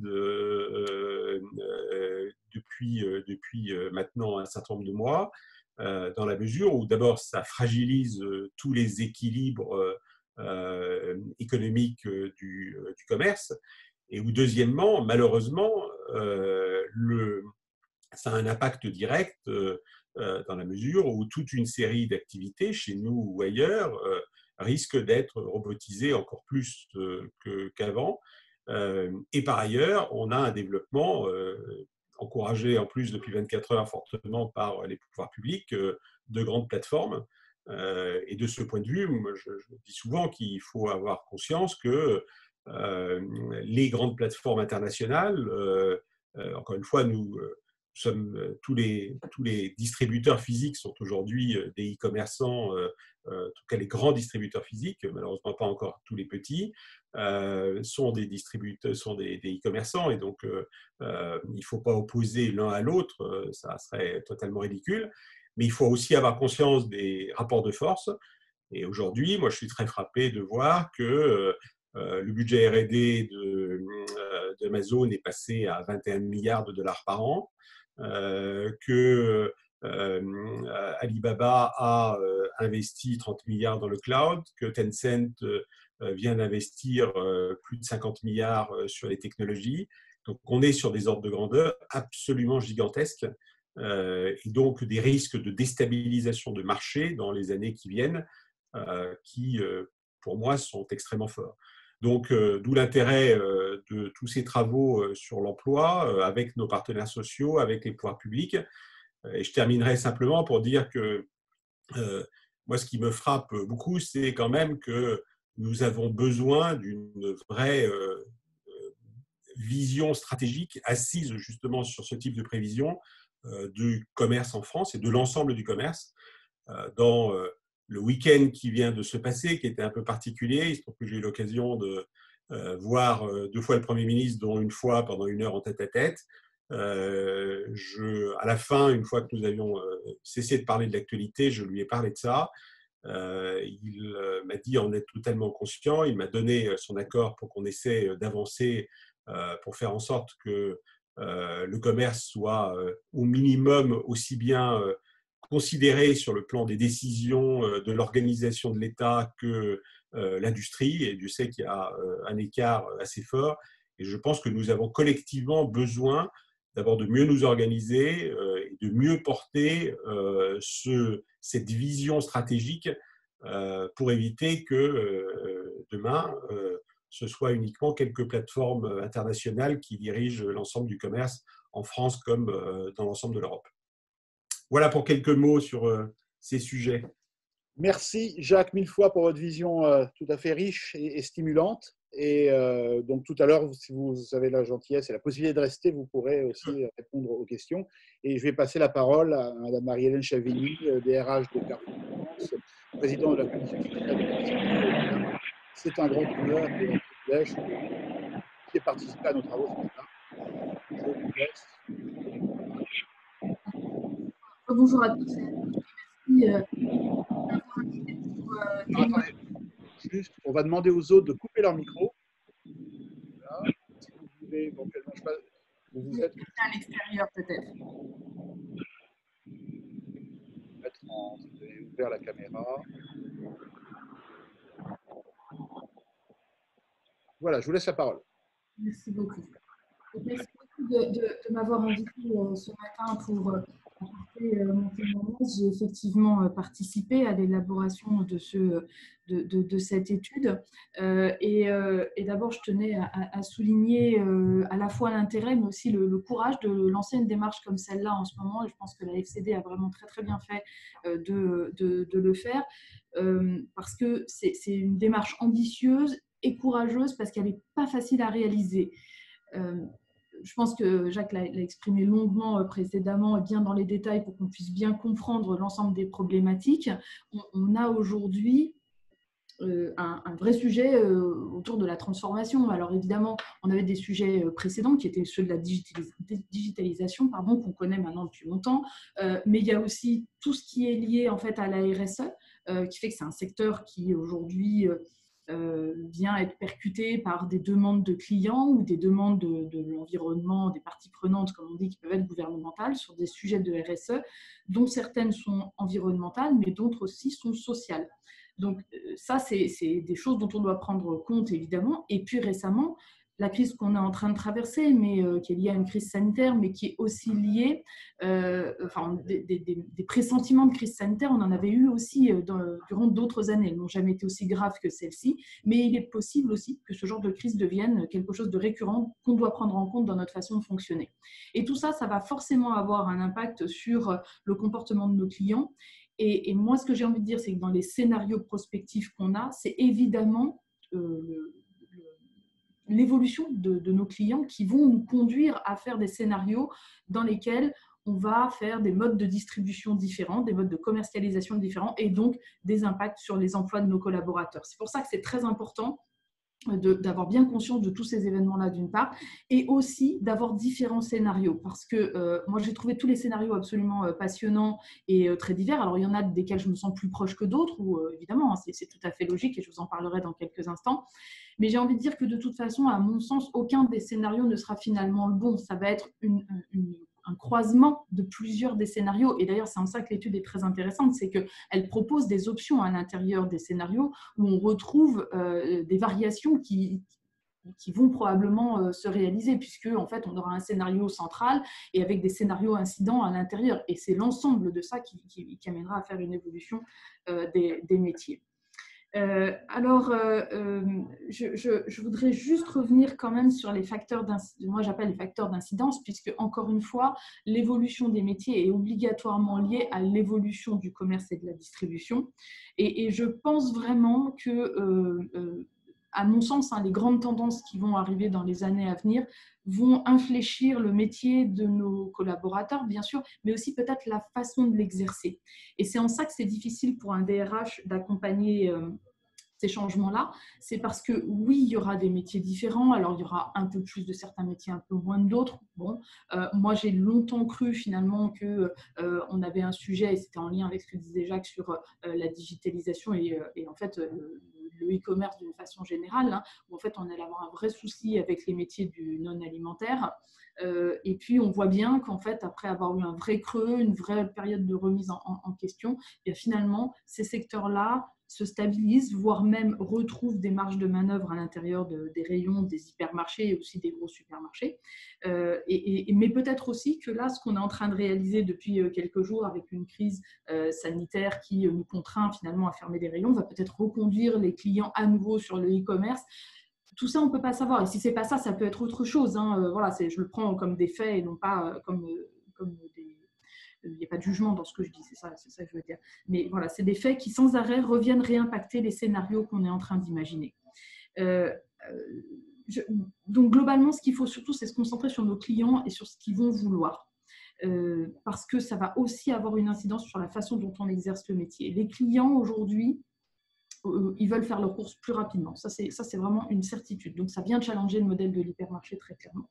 Mais ils viennent aussi rechercher un apport, quelque chose autour des valeurs, quelque chose autour de de la qualité, quelque chose autour de l'assortiment, bien sûr, qui va être plus local et qui va nous conduire à avoir du coup peut-être le développement d'un certain nombre de métiers. Alors oui, il y a les métiers qu'on voit sur la surface de vente, mais aussi il y a des métiers du siège qui sont en train d'évoluer, parce que ce n'est pas tout à fait la même chose que de négocier, par exemple, avec des grands fournisseurs internationaux ou avec des producteurs locaux. Ça vient aussi challenger, par exemple, nos capacités en termes de contrôle de gestion et de comptabilité à payer différemment tous ces fournisseurs.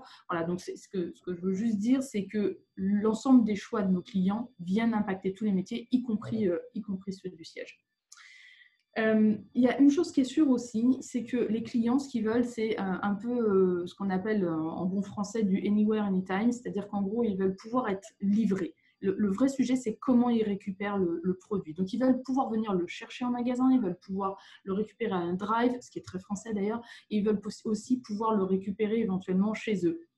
Et ça veut dire aussi le développement de nouveaux métiers autour de le personal shopper, par exemple, autour de métiers de livraison à domicile, autour de métiers de service, puisqu'en fait, c'est bien de ça dont on est en train de parler. Et quand je vous disais qu'à mon avis, les métiers eux-mêmes vont évoluer, mais surtout, en fait, la façon de l'exercer, je pense qu'il y a forcément une notion de service qui n'est plus du tout la même que ce qu'on a pu connaître dans le passé et qui va vraiment faire la différence. C'est aussi ce qu'ils viennent chercher quand ils viennent en physique. Parce que s'ils ne veulent pas de service ou s'ils ne veulent pas de contact, ce n'est pas difficile. Ils peuvent tout à fait le faire et de toute façon très très bien sur un site internet. Ils ont le choix de l'assortiment, du prix. Ils ont déjà tous les autres trucs qu'ils vont trouver. Ils vont même trouver des valeurs, celles qu'ils cherchent, de responsabilité sociale d'entreprise. Ils vont pouvoir en trouver aussi sur ces sites-là. Donc vraiment, la différence, elle va se situer au niveau du conseil et du service. Et on le voit bien, l'ensemble des enseignes est en train de se tourner vers cet aspect-là des choses. Alors, une fois que je vous ai dit tout ça, il est évident que dans les scénarios qu'on a vus, en fait, il faudra qu'on aille chercher les équilibres, probablement. Il faudra que la grande distribution aille chercher l'équilibre entre, finalement, le coût d'un certain nombre de choses, parce que vous savez qu'on est beaucoup sur la guerre des prix, donc c'est aussi ce qui a été expliqué, on est forcément à la recherche d'économies, d'une part, mais ces économies, elles ne peuvent pas se faire à tout prix, puisqu'on doit à la fois conserver une part de conseils, de services, et également, il faut vérifier que dans les économies qu'on essaye de faire, elles ne régénèrent pas des coûts supplémentaires. Et ça, vraiment, sur le sujet de l'automatisation, je pense qu'il y a un vrai point d'attention à avoir, parce que oui, alors en plus l'automatisation détruit des emplois, mais je ne pense pas qu'il faille en avoir tant peur que ça, parce que elle a une conséquence, l'automatisation, c'est qu'elle coûte très cher. Donc, il faut vraiment aller trouver des moyens de financement, du ROI et de l'efficacité, ce qui n'est pas toujours le cas, parce que quand vous êtes sur des systèmes qui sont basés sur de l'informatique ou qui sont basés sur de la technologie, des fois, c'est déficient et c'est vraiment, du coup, un facteur de mécontentement pour nos clients. Donc, oui, il y aura un peu d'automatisation probablement, oui, il y aura un peu de digitalisation probablement, et il y aura aussi du service, et il y aura aussi du conseil pour nos clients, parce que c'est ce qu'ils vont venir rechercher très probablement. Alors, l'incidence sur les métiers, maintenant, une fois qu'on s'est dit ça, eh bien, moi, j'ai envie de dire qu'elle va être fluctuante, en fait. Et ça, c'est déjà un discours que j'ai maintenant depuis plusieurs années, c'est que il y a vraiment des incidences sur les employés et il y a des incidences sur les employeurs. Les employés ont déjà, je pense, pris conscience de ça maintenant. Ce n'était pas du tout le cas il y a 3 ans ou 4 ans, même encore, où on était plutôt monométier quand on était dans la grande distribution. D'ailleurs, même au siège, on changeait un peu, mais pas tant que ça. Et puis, quand on était en magasin ou en entrepôt, on était souvent dans le même secteur toute sa vie, ou une grande partie de sa vie, on va dire, et on n'avait pas forcément envie de changer. Ce n'est pas forcément de la polyvalence dont je suis en train de parler, parce que ça, c'est encore un autre sujet dans le sujet, mais je suis en train de parler d'être capable de changer de métier au cours de sa vie, d'être capable de passer d'un secteur à l'autre. Ce n'est pas toujours évident, surtout en hypermarché, parce que les secteurs sont un peu séparés les uns des autres, mais en 3 ans, vraiment, je trouve qu'il y a eu un changement de la part de nos collaborateurs, une prise de conscience que de l'emploi, il y en aurait toujours, mais pas forcément sous la même façon. La prise de conscience qui n'est pas encore complètement faite, c'est de dire, sans changer de métier, il faut peut-être que je change la façon de l'exercer. C'est-à-dire, je ne mets pas simplement en rayon, mais aussi je suis capable de conseiller le client, je suis capable d'aller l'accompagner en rayon. Je pense qu'il y a encore pas mal de choses à travailler là-dessus. Et puis, ça va venir avec le temps. Moi, je ne suis pas inquiète sur cette partie-là parce qu'il faut aussi se rassurer, s'ouvrir à d'autres métiers et voir aussi que ça se passe bien. Et comme on a des expériences qui fonctionnent bien aussi, hein, dans plein d'enseignes, on le développe de plus en plus. Donc, je pense que ça contribue à rassurer et ça incite les gens à aller vers ce genre de démarche. Et après, il y a, et j'en terminerai mon propos par là, il y a aussi une incidence sur les employeurs, en fait.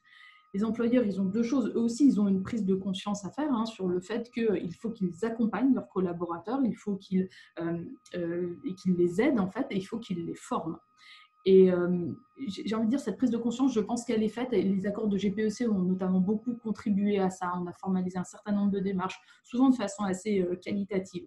On a un vrai sujet, je pense, dans la qualité d'exécution. Voilà, c'est un vrai sujet pour les employeurs de prendre conscience qu'il ne suffit pas de faire un accord, il ne suffit pas de communiquer, il faut aussi le faire vivre au quotidien. Et ça, c'est un débat qu'on a régulièrement au sein de Carrefour, mais je pense pour toutes les enseignes, hein, de se dire, au-delà des accords, comment on arrive vraiment à matérialiser, comment on arrive à accompagner, comment on arrive à individualiser. Et ça, c'est très complexe, puisqu'on a beaucoup de collaborateurs. Donc, se dire qu'à l'intérieur de ça, il faut arriver à faire du cas par cas, c'est un vrai challenge, mais les employeurs doivent absolument le relever et doivent absolument mettre en œuvre les accords qu'ils ont faits. C'est-à-dire aussi des questions de finances, mais ce n'est pas que ça. Je pense que vraiment, c'est au-delà des financements qu'on peut mettre derrière tout ça, on voit bien que c'est une question de volonté et de prendre le temps de faire les choses. Et dans une situation comme on vit, alors ce n'est pas une question de crise sanitaire dont je suis en train de vous parler, mais vraiment dans un monde qui change comme ça, c'est vraiment le challenge que l'employeur doit relever, c'est prendre le temps de faire ces démarches-là et d'accompagner ses collaborateurs. Voilà ce que je voulais vous préciser sur cette démarche. Et en tout cas, je remercie vraiment l'ensemble des participants à ce groupe de travail et aux résultats de cette étude, parce que je pense que ça va être très utile aussi pour les DRH et pour les entreprises d'utiliser les scénarios et d'utiliser les formules de calcul à l'intérieur au fur et à mesure pour projeter les scénarios qu'ils vont avoir envie de faire. Merci vivement, Madame Chaveny, pour votre témoignage extrêmement intéressant. Je rebondis encore une fois, vous l'avez évoqué, je l'ai évoqué pendant la présentation des scénarios sur les questions économiques. Je rebondis encore une fois sur vraiment l'effet de ciseaux. On en parle souvent entre les coûts de l'innovation qui sont extrêmement importants et le consentement à payer des clients, sans doute les effets aussi de la crise sanitaire. Notre ami Philippe Gottsman en parle souvent, que ces effets risquent d'avoir au niveau des revenus disponibles des ménages, etc. Et donc, on a un effet de ciseaux. Ce serait notre passe-président, Michel-Édouard Leclerc, par les métaphores dont il a le secret, avait appelé Q, pour prendre un élément d'actualité, versus business model. Q, c'est le type dans James Bond, là, vous savez, qui fait toutes les innovations, les gadgets, etc.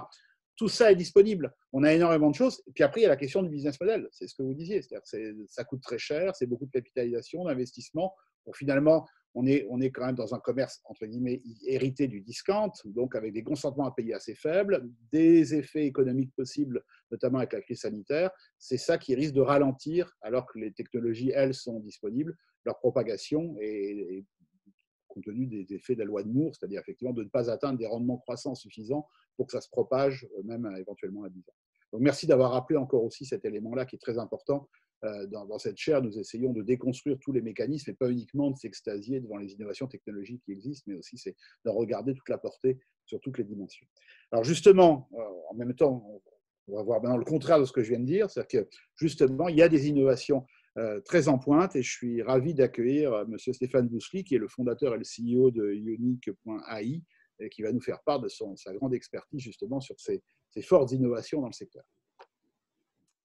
Bien, bonjour à tous, merci pour cette invitation, grande expertise. Alors, si vous, Olivier, si vous pouvez me permettre de partager mon écran, s'il vous plaît. Oui, alors je vais d'abord faire ça, je vais aussi vous, voilà, et vous mettre en, voilà, je vous mets en vedette. Parfait. Est-ce que donc vous voyez tous oui. mon écran? Oui. Ok, très bien. Donc, effectivement, ravi de participer à cet échange. Donc, Ionic.ai, c'est une suite logicielle qui permet d'automatiser, simplifier les processus en général de grandes entreprises, mais ça s'applique bien sûr à des plus petites, plus particulièrement dans les secteurs comme le retail, les chaînes de restaurants ou d'hôtels. Dit autrement, Unique.ai, c'est l'assistant du directeur de point de vente. Donc, on va se focaliser plus particulièrement sur cette personne qui est clé dans les organisations dans le monde du retail. Et donc, ce que j'ai prévu sur ces 15 minutes, c'est une rapide introduction de notre société parce que, bien sûr, je pense que la majorité d'entre vous ne nous connaît pas. Ensuite, vous partagez notre grille de lecture sur la difficulté de gérer du recrutement en grand volume pour ces enseignes et donc faire face au turnover, au flux entrant et sortant permanent des personnes qui travaillent dans ces magasins. Et puis pour faire très concret, on a prévu une petite vidéo de notre solution et surtout, vous allez vous-même pouvoir candidater, alors de manière très simple, hein, ça reste qu'une démo, mais à un exemple d'assistant au recrutement. Et puis donc ensuite, on pourra faire une synthèse des bénéfices de ce type de technologie et comment ça peut se mettre en place simplement avec une logique, bien sûr, ROI pertinente pour nos clients. Donc en guise d'introduction, pourquoi un assistant de directeur point de vente? Tout simplement parce que c'est des personnes qui sont extrêmement sollicitées par toutes les parties prenantes auxquelles elles peuvent faire face, que ce soit des candidats qui aimeraient travailler dans le magasin, l'équipe actuelle, les membres de l'équipe actuelle de ce directeur, le siège, un directeur régional et bien sûr les clients, voire même les fournisseurs. Et ça, bien sûr, ça c'est la société qui le veut, tout le monde va vouloir une réponse quasi instantanée à sa demande. Et donc l'enjeu à travers ce type d'assistance, ça va être de réussir à centraliser le type de demande, les hiérarchiser, pour in fine faire intervenir ce directeur de point de vente pour le bon sujet au bon moment, pour la bonne décision. Alors, étant donné le sujet d'aujourd'hui, on va se focaliser plus particulièrement sur les interactions avec les candidats, mais il faut bien avoir en tête que le sujet est beaucoup plus large, qui est les interactions multiples et variées sur ces différentes parties prenantes. Donc, Unique.ai sur cette dimension recrutement, c'est aujourd'hui en 3 ans, à peu près 800 points de vente qui ont été déployés, c'est plus de 10 000 recrutements et 20 millions de messages échangés. Et donc, sur les marques que vous pouvez voir à l'écran, soit sur des magasins succursales, soit sur des magasins franchisés, parfois les deux, ça dépend. Il y a 2 grandes références à avoir en tête. D'une part, McDonald's, qui après 1 an d'utilisation, en avril 2018, nous a invités à sa convention mondiale. Et donc, vous voyez à l'écran sur la gauche son DRH Monk qui, lors de sa présentation devant les 20 000 participants, a mentionné notre innovation. Et puis également une référence plus technologique, Google, qui, en partenariat avec les opérateurs télécoms, est en train de réinventer le futur du SMS, un peu pour contrebalancer les WhatsApp et Messenger, où vous pouvez avoir de l'échange enrichi et des services B2B. Et bien, à l'avenir, et de manière très prochaine, vous allez avoir le même type d'expérience sur votre application SMS, les uns et les autres sur vos téléphones. Donc, vous voyez à l'écran une photo du stand Google au dernier salon mondial du mobile, où on a pu mettre en avant 7 assistants au recrutement sur l'exemple de la marque Morgan du groupe Beaumanoir. Donc maintenant, la grille de lecture sur les challenges pour des enseignes de gérer le turnover du staff en magasin. Alors pour ça, je vais vous présenter ça sur 4 dimensions. Quelle sous-thématique est la partie prenante impliquée? Comment est-ce qu'ils font aujourd'hui? Parce que bien sûr, il y a déjà beaucoup de choses de faites. Et pour autant, quelle problématique réside et doit être encore traitée? Commençons par le début, le sourcing. Comment réussir à attirer des candidats et à faire en sorte qu'ils postulent? Parce qu'il y a finalement 2 types de problématiques localement. C'est sur certaines zones, on va avoir trop de candidats d'un seul coup, et donc comment est-ce qu'on traite facilement un grand volume de candidats? Et puis dans d'autres, c'est au contraire une pénurie, notamment à cause des plateformes on-demand, qui finalement sont un nouveau compétiteur de l'emploi pour les enseignes plus traditionnelles. Et donc, malgré les fameux job boards, Indeed, Le Bon Coin ou autres, les sites carrières, voire la fameuse petite affiche qu'on voit à l'entrée d'un magasin on recrute, en fait, ça ne reste pas encore si facile que ça pour postuler. Et donc, c'est un véritable problème pour les enseignes que de capter suffisamment de candidats pertinents. Et donc, ce qui reste à voir, c'est comment simplifier encore plus l'expérience candidat. Et c'est d'autant plus vrai sur des populations plus jeunes où on sait bien, on est tous sur nos téléphones. Et donc, c'est comment ce type d'enseigne peut répondre à ce besoin d'instantanéité également du côté candidat. Deuxième sous-problématique, c'est la productivité du fameux directeur de magasin qui, un peu au quotidien, va devoir sans cesse collecter des CV, sans cesse appeler des candidats pour les préqualifier parce qu'un CV n'est qu'une image relativement limitante de ce que peut faire une personne. Et donc, il y a énormément de tâches répétées sans grande valeur ajoutée que pour autant il est encore aujourd'hui confronté. Et donc, de la même manière, c'est un enjeu de simplification de l'expérience recruteur, en l'occurrence du directeur de point de vente, un chef de rayon, bref, d'un recruteur manager local. Et puis ensuite, bien sûr, il y a le top management qui va vouloir avoir des chiffres pour mesurer la performance des processus et avoir donc cette logique d'amélioration permanente. Et on le verra, le problème, c'est que malheureusement, très souvent, quand on creuse avec nos clients, les chiffres qui sont accessibles facilement pour un top management, je ne vais pas être caricatural, mais il y en a quand même relativement très peu. Et donc, l'enjeu ici, c'est réussir à fournir d'une manière simple des bons chiffres au top management sans, encore une fois, surcharger un manager local pour lui demander encore un énième reporting qui va lui prendre du temps et qui va être compliqué pour lui à réaliser. Et dans la même logique, de manière beaucoup plus générale, finalement, les bons candidats sont sans doute des personnes qui sont à proximité du magasin, qui sont probablement d'ailleurs même clients du magasin. Sauf qu'aujourd'hui, eh bien, il y a des systèmes distincts. On va avoir des bases de données de CV et à côté, on va avoir un fameux CRM sur des données sur nos clients. Sauf que Robert Dupont, qui a candidaté dans mon magasin, mais qui vient aussi quasiment 2 fois par semaine, c'est le même individu. Et aujourd'hui, eh ben, c'est un vrai challenge pour les enseignes de réussir à avoir une approche beaucoup plus globale de gestion de la marque, pas simplement de la marque employeur, pas simplement de la marque vis-à-vis des clients, mais une marque de manière plus globale. Donc là, je vais vous donner quelques exemples sur certains de ces thématiques et comment ensuite, chez Unicae, on arrive à aller beaucoup plus loin de ce qui est fait aujourd'hui. Donc, on commence sur la partie sourcing pour finalement regarder ce qui se fait et voir comment s'exprime cet enjeu de simplification qui est encore un vrai besoin. Donc, de manière assez basique, vous avez les annonces en ligne donc de job board. Vous tapez vendeur à Paris, vous avez 1494 emplois. Moi, je suis candidat. Qu'est-ce qui fait que je vais aller postuler plutôt à tel ou tel emploi? Ou alors, finalement, ce type de job board va m'encourager avec le fameux One Click Apply à balancer N candidatures et finalement, je ne sais même pas où est-ce que j'ai postulé. Et donc, ce qui va en vouloir dire dans un second temps que moi, directeur de magasin, probablement, je vais avoir des candidatures qui viennent un peu par hasard et donc, en fait, on me fait perdre du temps. Et ça, c'est la même chose souvent sur les sites carrières où il y a énormément d'emplois disponibles. Mais moi, candidat, alors que je ne connais pas forcément l'ensemble des emplois qui pourraient être pertinents pour moi dans cette entreprise, eh bien, en fait, de par cet enjeu très transactionnel, j'envoie mon CV, j'ai postulé, je n'ai pas envoyé mon CV, je n'ai pas postulé, il manque cette étape d'exploration qui permet de mieux découvrir quels seraient les emplois pertinents pour moi et du coup, du côté employeur, réussir à capter un pool de candidats qui peut-être n'a pas postulé alors qu'en fait, il aurait pu être intéressant. Et puis également, les fameuses affiches en magasin, quand même parfois certaines grandes marques, ici Inditex, où certes on sait qu'ils sont en train d'embaucher, mais c'est quoi le call for action? Moi, candidat, je vois cette affiche, qu'est-ce que je suis censé faire? Amener mon CV dans le magasin, le manager n'est pas disponible, il faut repasser plus tard. Mais moi, jeune génération, je ne vais pas repasser plus tard. Là, j'étais disponible et j'avais la volonté de faire part de ma candidature. Probablement, ce CV que je n'ai pas déposé dans ce magasin, j'ai déposé dans le magasin à côté. Dommage pour la marque. Alors, il y a 2-3 autres exemples comme ça d'affiches en magasin que je voulais vous partager parce que c'est toujours assez fascinant. Alors, par exemple, avec le message « Venez à l'intérieur pour en savoir plus », y compris des fois dans les magasins qui sont fermés. C'est assez rigolo. Parfois, c'est « Envoyez-nous un email ». Alors déjà, il faut avoir des sacrés bons yeux et puis il ne faut vraiment pas se tromper dans l'email en question qu'on est censé écrire. Et donc, finalement, c'est encore très compliqué. Alors, certaines enseignes vont un peu plus loin. Vous pouvez les contacter par SMS.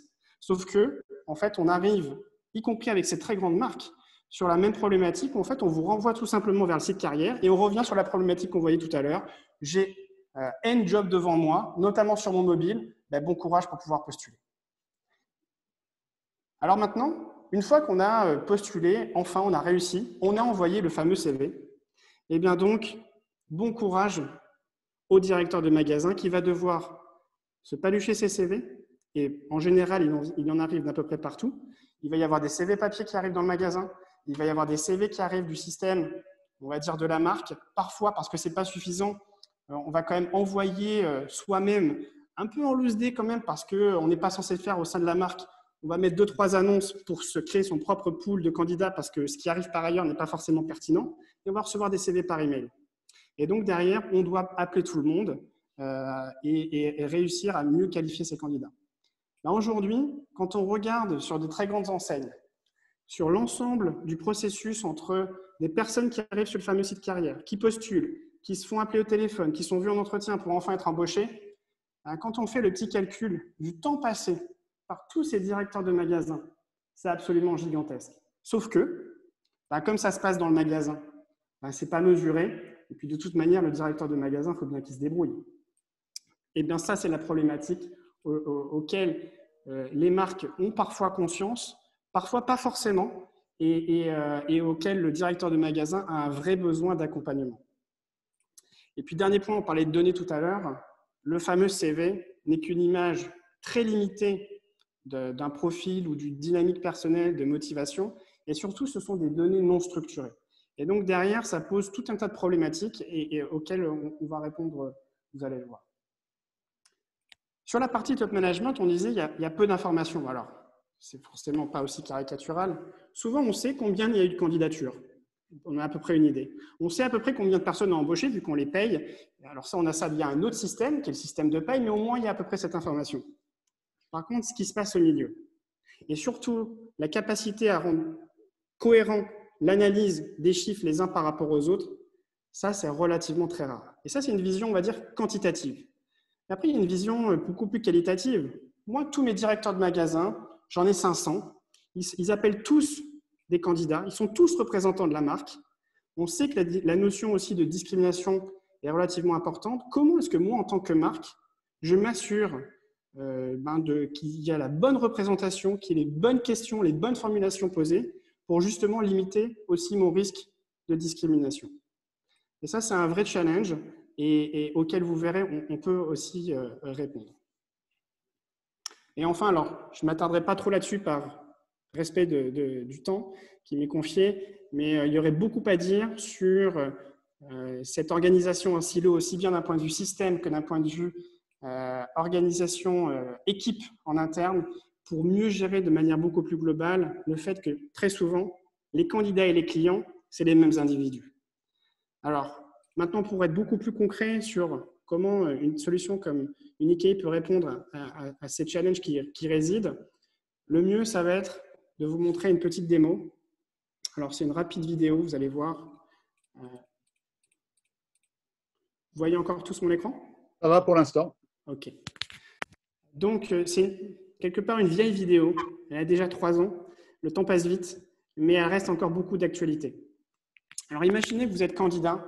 Vous allez vous retrouver probablement sur un fameux job board et vous allez taper quelques mots-clés pour pouvoir faire part de votre candidature. Là, vous allez arriver sur un certain job listing et ensuite, vous arrivez sur le fameux site carrière. Et bien, plutôt qu'il y ait N clics pour arriver à peut-être enfin sur le fameux endroit où vous devez déposer votre CV, eh bien, on va simplifier cette expérience candidat pour qu'immédiatement, il y ait l'assistant recruteur de la marque qui vienne discuter avec vous. Et puis, un point extrêmement important, c'est que le meilleur canal de sourcing d'un magasin, c'est le magasin lui-même. On le disait à l'instant, le candidat et le client est peut-être le même, il faut aller chercher les candidats là où ils sont. Et ça a aussi un fort intérêt d'un point de vue économique, parce que quand on paye beaucoup d'annonces pour avoir beaucoup de candidatures, mais qui ne sont pas forcément pertinentes, le magasin lui-même peut finalement, de manière très économique, être source de pools de candidats pertinents. Et donc, on a beaucoup vu le QR code se développer ces derniers temps. C'est quand même une très, très vieille technologie, s'il en est une. Et en tout cas, ça permet de rapidement capter les candidats à la fois dans le magasin ou en ligne et de centraliser ces candidatures. Derrière, l'employeur va pouvoir designer, fonction du job, fonction de la géographie, fonction de la marque, eh bien, son assistant recruteur qui va finalement récupérer l'ensemble des informations qu'aujourd'hui un directeur de point de vente essaierait de regarder dans le CV ou essaierait de capter au téléphone. Donc, ça comprend notamment la question de la mobilité, la question de la disponibilité, et donc les informations étant préanalysées sur la base des critères de recrutement de l'employeur, eh bien, on va retrouver une hiérarchisation des candidatures les unes par rapport aux autres d'une manière non discriminante et objective. Donc, c'est comme ça qu'on permet, dans ce cas du recrutement, d'accompagner le directeur de point de vente pour lui pré-mâcher le travail, pour pas qu'il ait regardé les CV, pour pas qu'il ait passé autant d'appels téléphoniques, et pour autant qu'il ait la capacité de répondre à tous les candidats, y compris à ceux vers lesquels peut-être il n'y aura pas de suite à donner, mais une réponse, c'est toujours mieux que pas de réponse. Alors, pour être beaucoup plus concret, vous allez vous-même maintenant pouvoir simuler votre propre candidature à une marque. Alors, Marianne, j'espère que vous ne m'en voudrez pas. Forcément, je me suis posé la question de quel exemple utiliser. On est avec Carrefour. Eh bien, vous allez pouvoir simuler une candidature à un job chez Carrefour. Alors, je précise, Carrefour n'est pas client de Nick.i, c'est simplement pour la démarche et l'exemple qu'on a fait ceci. Et donc, tout simplement, ce que je vous invite, c'est chacun à prendre votre téléphone, à appeler ce numéro de téléphone. Vous allez tomber sur l'assistant recruteur Carrefour qui va vous répondre et qui va vous envoyer un SMS pour faire part de votre candidature par chat. Vous pouvez aussi scanner ce QR code ou tout simplement aller sur URL. Je vous laisse prendre 2 minutes pour le faire pour que ça soit le plus didactique pour vous.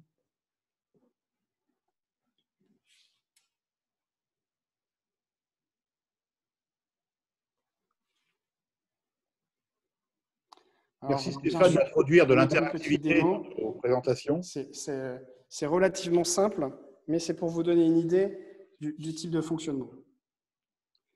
Et donc, pour ceux qui n'oseraient pas, je vais moi-même appeler le numéro en question. Et puis ensuite, on va faire le petit chat ensemble.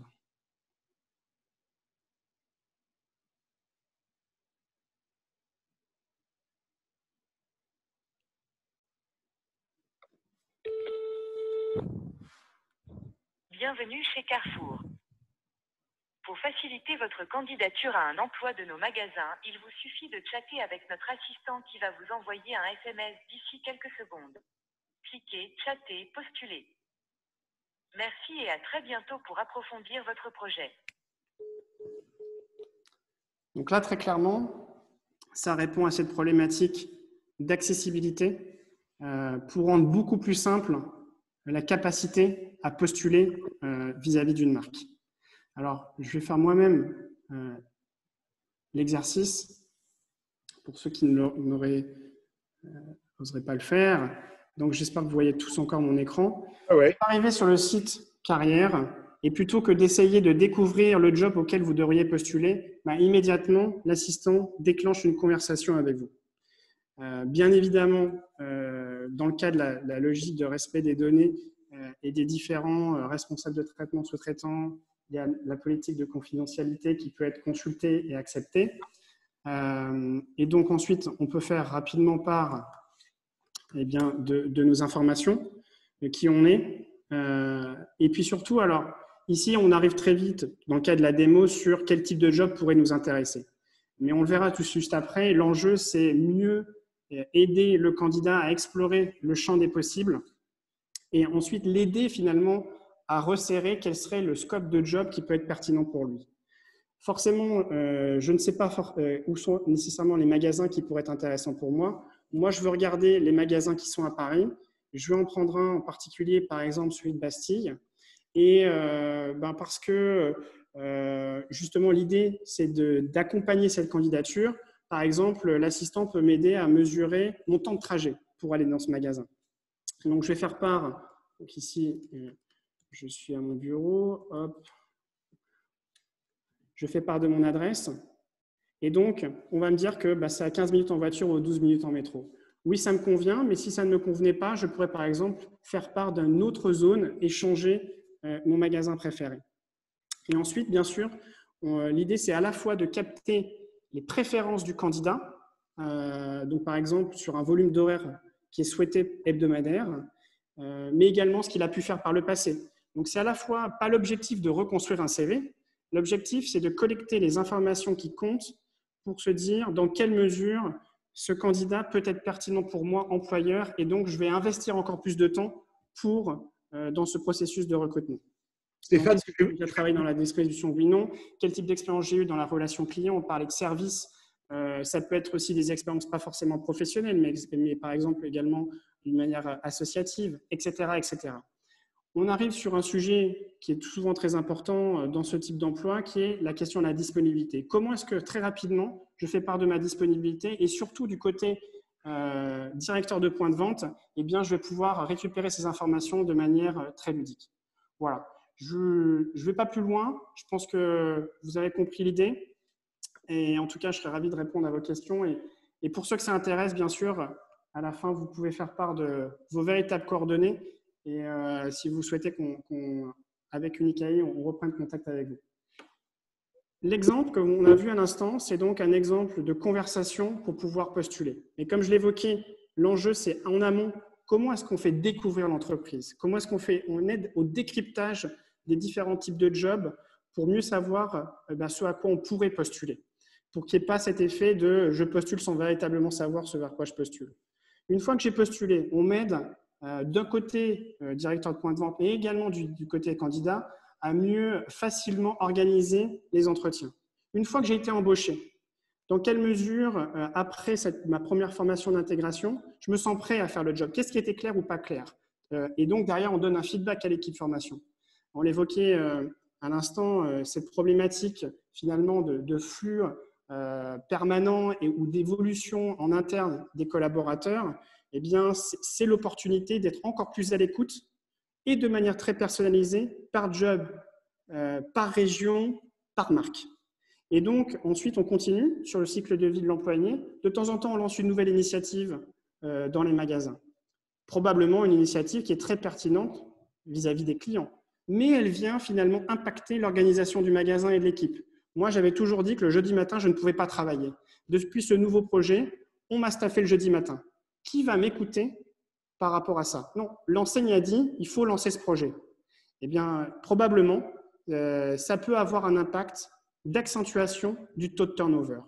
Et donc, comment est-ce qu'une marque peut mieux identifier ces signaux faibles qui font qu'on est mieux en maîtrise de l'impact et du changement généré au sein des magasins? Et puis, bien sûr, parce qu'on va soit évoluer vers un autre job dans l'organisation, ou on va quitter cette entreprise pour aller travailler dans une autre, ou parce qu'on est dans ce fameux contrat agence, eh bien, je suis aussi mobile un peu autrement encore. Bref, dans tous les cas, ma mission s'arrête. Un rapide bilan. Pourquoi, si je décide de quitter ce poste, pourquoi je pars? Pourquoi maintenant? Qu'est-ce que je vais faire après? Dans quelle mesure je souhaiterais rester en contact? Et bien sûr, ensuite, c'est cette capacité de rester en contact avec les anciens employés, quel que soit le contrat, on l'a vu tout à l'heure, pour finalement mieux mobiliser l'ensemble de ce flux, mieux capitaliser sur ce flux que l'entreprise a mis tant d'énergie à créer. Donc voilà. Stéphane, je suis désolé, je vais vous demander de conclure pour qu'on ait un peu de temps pour les questions sur l'ensemble de la session. Bien sûr. Donc voilà. Donc cartographie du turnover qui peut être ultra personnalisée par job, par marque, par région. Et donc sur les bénéfices, sur les 4 enjeux, eh bien simplification de l'expérience candidat, c'est la disponibilité 24/7 et donc faciliter les taux de conversion sur les sites carrières. Remplacer le CV et les appels téléphoniques et centraliser les candidatures pour véritablement gagner du temps. Réussir à capter l'ensemble des chiffres, y compris combien d'appels téléphoniques a été fait, voire même la qualité des appels téléphoniques réalisés. Et enfin, la vision 360 qui permet déjà d'une part de mieux gérer la cohérence entre les logiques recrutement et les logiques suivies des collaborateurs, mais aussi d'aller au-delà parce que les candidats et les clients sont parfois les mêmes individus.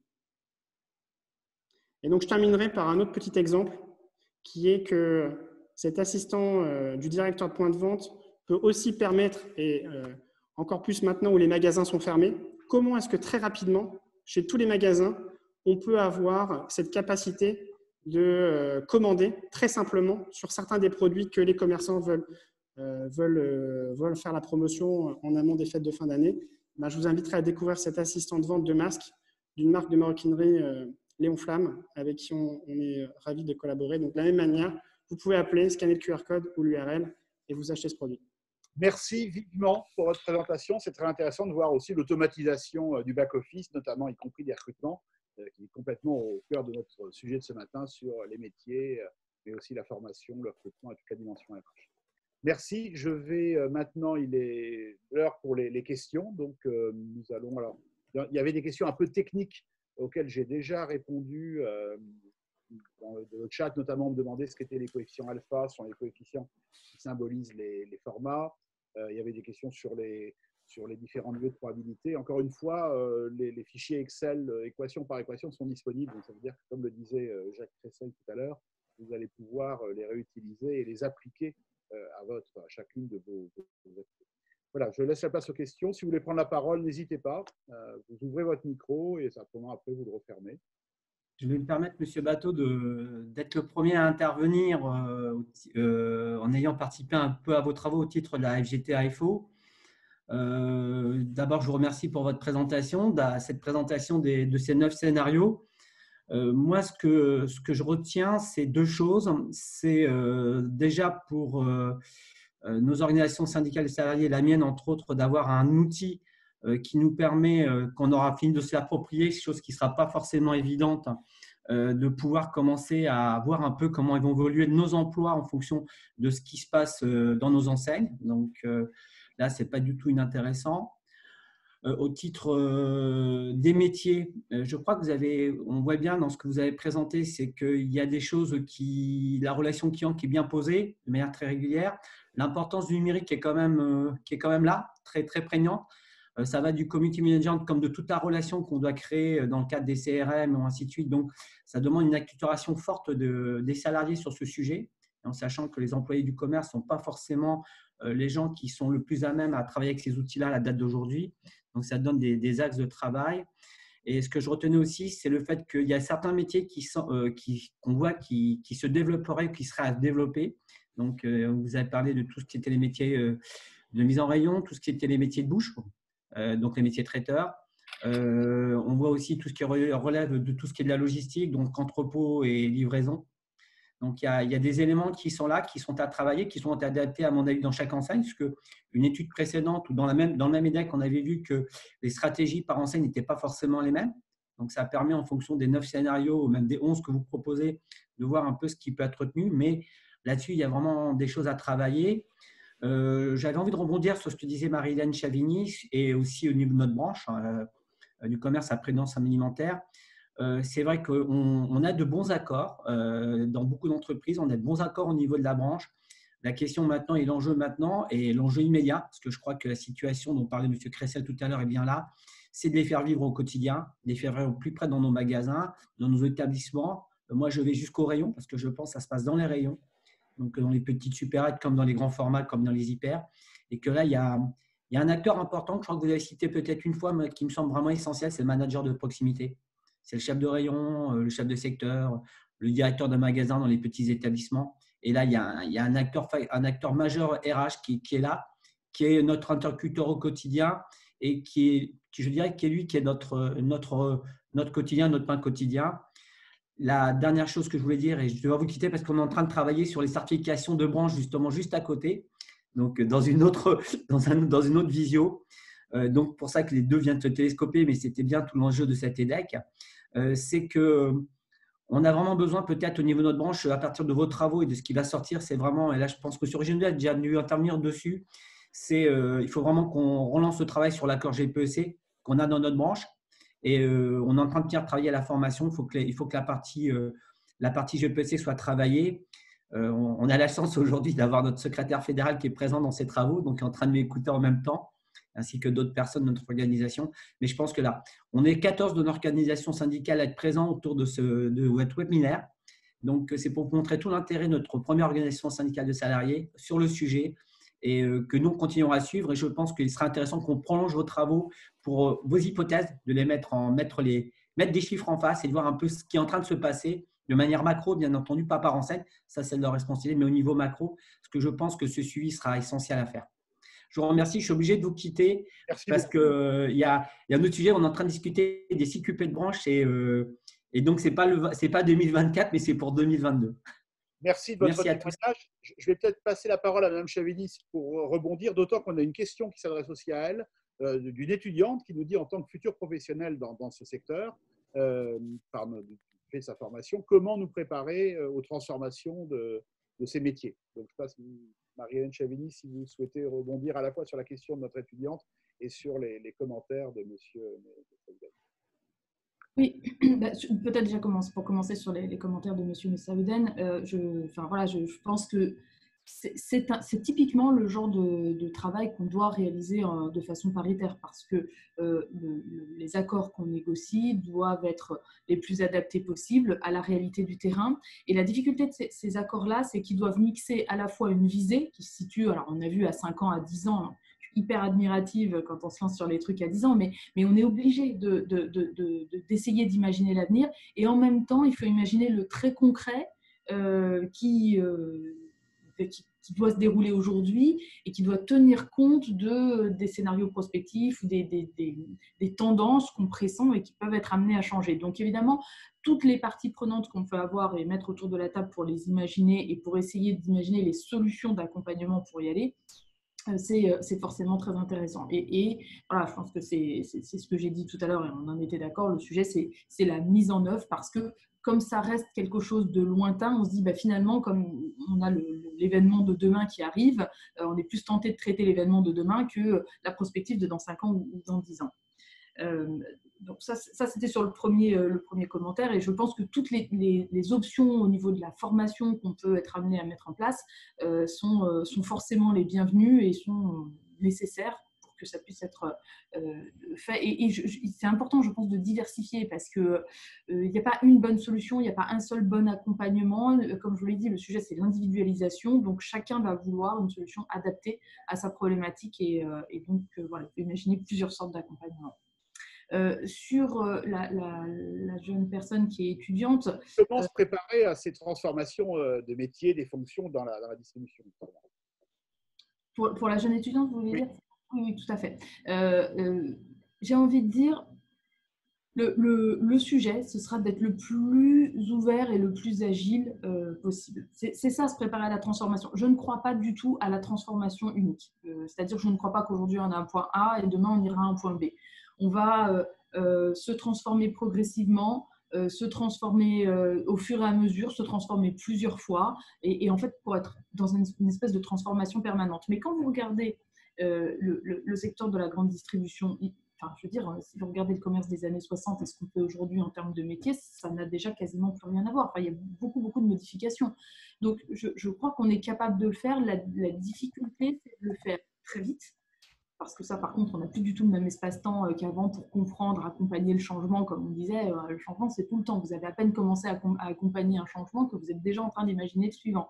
Donc ça c'est très compliqué. Donc ça, c'est il faut de l'ouverture d'esprit pour se dire, tout ce que j'ai, tout ce que je fais, je le prends finalement comme un apprentissage et un enrichissement personnel et un développement de compétences personnelles qui vont me permettre de développer mon employabilité quoi qu'il advienne, et non pas comme une finalité en soi. Alors, je pense que la finalité en soi n'est plus d'exercer un métier, mais c'est d'acquérir des compétences. Et c'est cet état d'esprit-là qu'il faut aujourd'hui avoir, être ouvert, ne pas hésiter à faire des choses, ne pas se dire qu'on s'engage dans quelque chose qui soit finalement totalement irréversible dans un sens ou dans un autre. Voilà, on peut tout à fait exercer un métier, puis un autre plus tard, et on utilisera des compétences à la fin qui aussi sont plus sur les soft skills plutôt que sur des connaissances de savoir-faire. Il y a forcément toujours des connaissances de savoir-faire hein, dans un métier, mais il y a aussi beaucoup de soft skills qui vont être beaucoup plus importants qu'avant.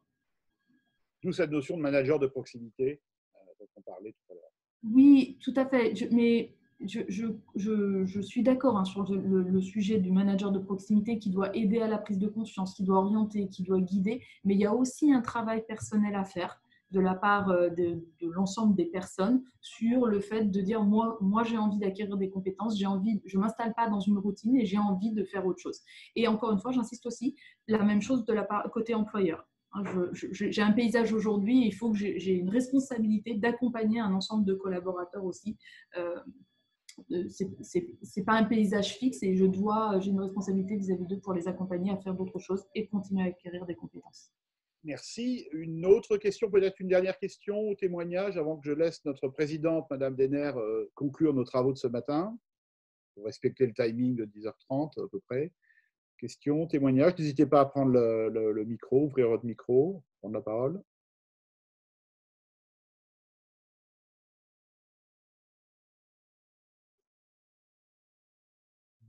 Non, nous n'avons pas d'autres questions. Mais écoutez, je vais laisser notre présidente, Madame Elisabeth Denner, associée de Bearing Point, notre partenaire, conclure les travaux de cette matinée. Je remercie déjà vivement tous nos grands témoins, M. Cressel, Mme Chavigny, M. Bousselit, pour l'enrichissement de cette matinée. Merci Olivier. Je voulais évidemment m'associer à toi pour remercier également nos intervenants de ce matin pour leurs témoignages passionnants et complémentaires. Toi aussi Olivier d'ailleurs pour avoir porté cette étude, Monsieur Cressel pour avoir maintenu sa participation malgré une actualité très, très difficile. Bien sûr, Marie-Hélène Chavigny aussi pour nous avoir proposé un éclairage tout à fait passionnant sur ce qu'elle peut vivre au quotidien chez Carrefour. Et puis Stéphane Bousselit pour nous avoir proposé le premier outil du DRH augmenté, si je puis dire. Alors, c'est vrai que le secteur de la grande distribution est probablement le secteur le plus disrupté, celui en proie à la plus forte révolution. Tout à l'heure, M. Cressel parlait de 4 révolutions, les business models, la concurrence, la consommation, le digital. J'en rajouterai une 5e dont on a beaucoup parlé lors du Covid, qui est celle du RSE, même si elle est incluse dans les 4 précédentes. Et c'est vrai que si on regarde l'histoire, les différentes révolutions industrielles précédemment ont été toujours des phases de destruction créatrice. Donc si on regarde effectivement, Olivier, les résultats de l'étude que tu as conduite, la plupart des scénarios sont créateurs d'emplois. Donc effectivement, j'appelle de mes voeux que ce soit le cas, même si aujourd'hui, de manière visible, on voit plus du point de vue du grand public les emplois qui ont été détruits. Aujourd'hui, on a déjà 10% du chiffre d'affaires en magasin qui émane de caisses automatiques. La FCD a aussi indiqué récemment que 150 000 emplois de caissières avaient été détruits dans les 10 dernières années. Donc, c'est plutôt ça que voit le grand public, même si on a pu le voir aujourd'hui.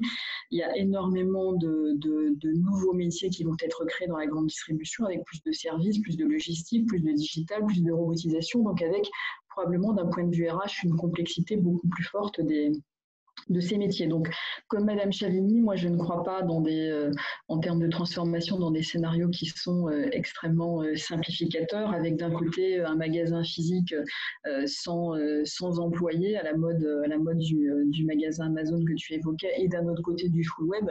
Je pense que les grands vainqueurs demain seront les enseignes qui auront parfaitement réussi cette hybridation des business models et à naviguer dans cette complexité. Alors, évidemment, un des phénomènes qu'on a vu dans les précédents petits déjeuners avec le Covid, c'était une forte accélération évidemment de l'e-commerce alimentaire, qui est probablement le segment le plus en retard en la matière. Sur l'e-commerce alimentaire, on est à peu près à 6,5-7% du total du commerce, alors qu'on est en moyenne à 16,5%, toutes catégories confondues. Et M. Cressel, on parlait tout à l'heure, 25% en Chine. Donc je pense que là, avec le voice commerce, la crise Covid, on aura aussi probablement, par rapport au-delà de toutes les complexités qu'on a vues, une accélération encore plus forte de cette hybridation des business models et de ces complexités. Donc peut-être un autre sujet pour 2021, Olivier, puisqu'on n'a pas eu le temps de rentrer dans le détail de l'incidence des métiers, il y aura encore beaucoup de choses à dire. Merci. Voilà, en quelques mots. Merci vivement. Et nous donnons rendez-vous. Alors, évidemment, on reste encore sur les questions de l'habitation du commerce. C'est l'objet même de notre chaire. Et nous vous donnons rendez-vous pour le prochain webinaire. Il sera sans doute encore en distanciel et non pas en présentiel. Donc, le mercredi 2 décembre. Et ça sera le 33e petit déjeuner du commerce 4.0. Et là, nous allons explorer un peu plus le luxe, qui est un secteur, encore une fois, qui est un peu à la périphérie de notre cœur de réflexion dans le cadre de cette chaire, mais le luxe fait partie aussi du retail, et donc nous verrons comment le luxe évolue avec le digital et toutes les transformations dans ce secteur. Donc nous vous donnons rendez-vous le 2 décembre, toujours 8h30 le matin, à peu près 2 heures, et puis ça sera de nouveau par Zoom, donc vous allez recevoir l'invitation, et nous vous remercions vivement pour votre fidélité, et donc à la prochaine fois. Je rappelle, parce que ça m'a été demandé, que l'ensemble, comme d'habitude, des travaux, des slides, etc., sont disponibles sur le SlideShare, sur le site de la chaire. Alors, juste pour une info, c'est tout petit peu, il faut rentrer sur ESCP, et dans ESCP, il faut aller dans Faculty and Research, c'est-à-dire les chaires sont dans la faculté et la recherche, et là, vous pouvez scroller avec toutes les chaires de l'école. Nous avons beaucoup d'activités de recherche recherche à l'école, et vous retrouverez la chaire Bearing Point, la CP Bearing Point, et là, vous allez avoir accès à la vidéo, puisque tout a été enregistré, les podcasts, la vidéo, les slides, les résumés, etc. Voilà, à la prochaine fois. Merci à toutes et à tous. Merci. Merci à tous. Bonne journée. Merci, au revoir. Au revoir.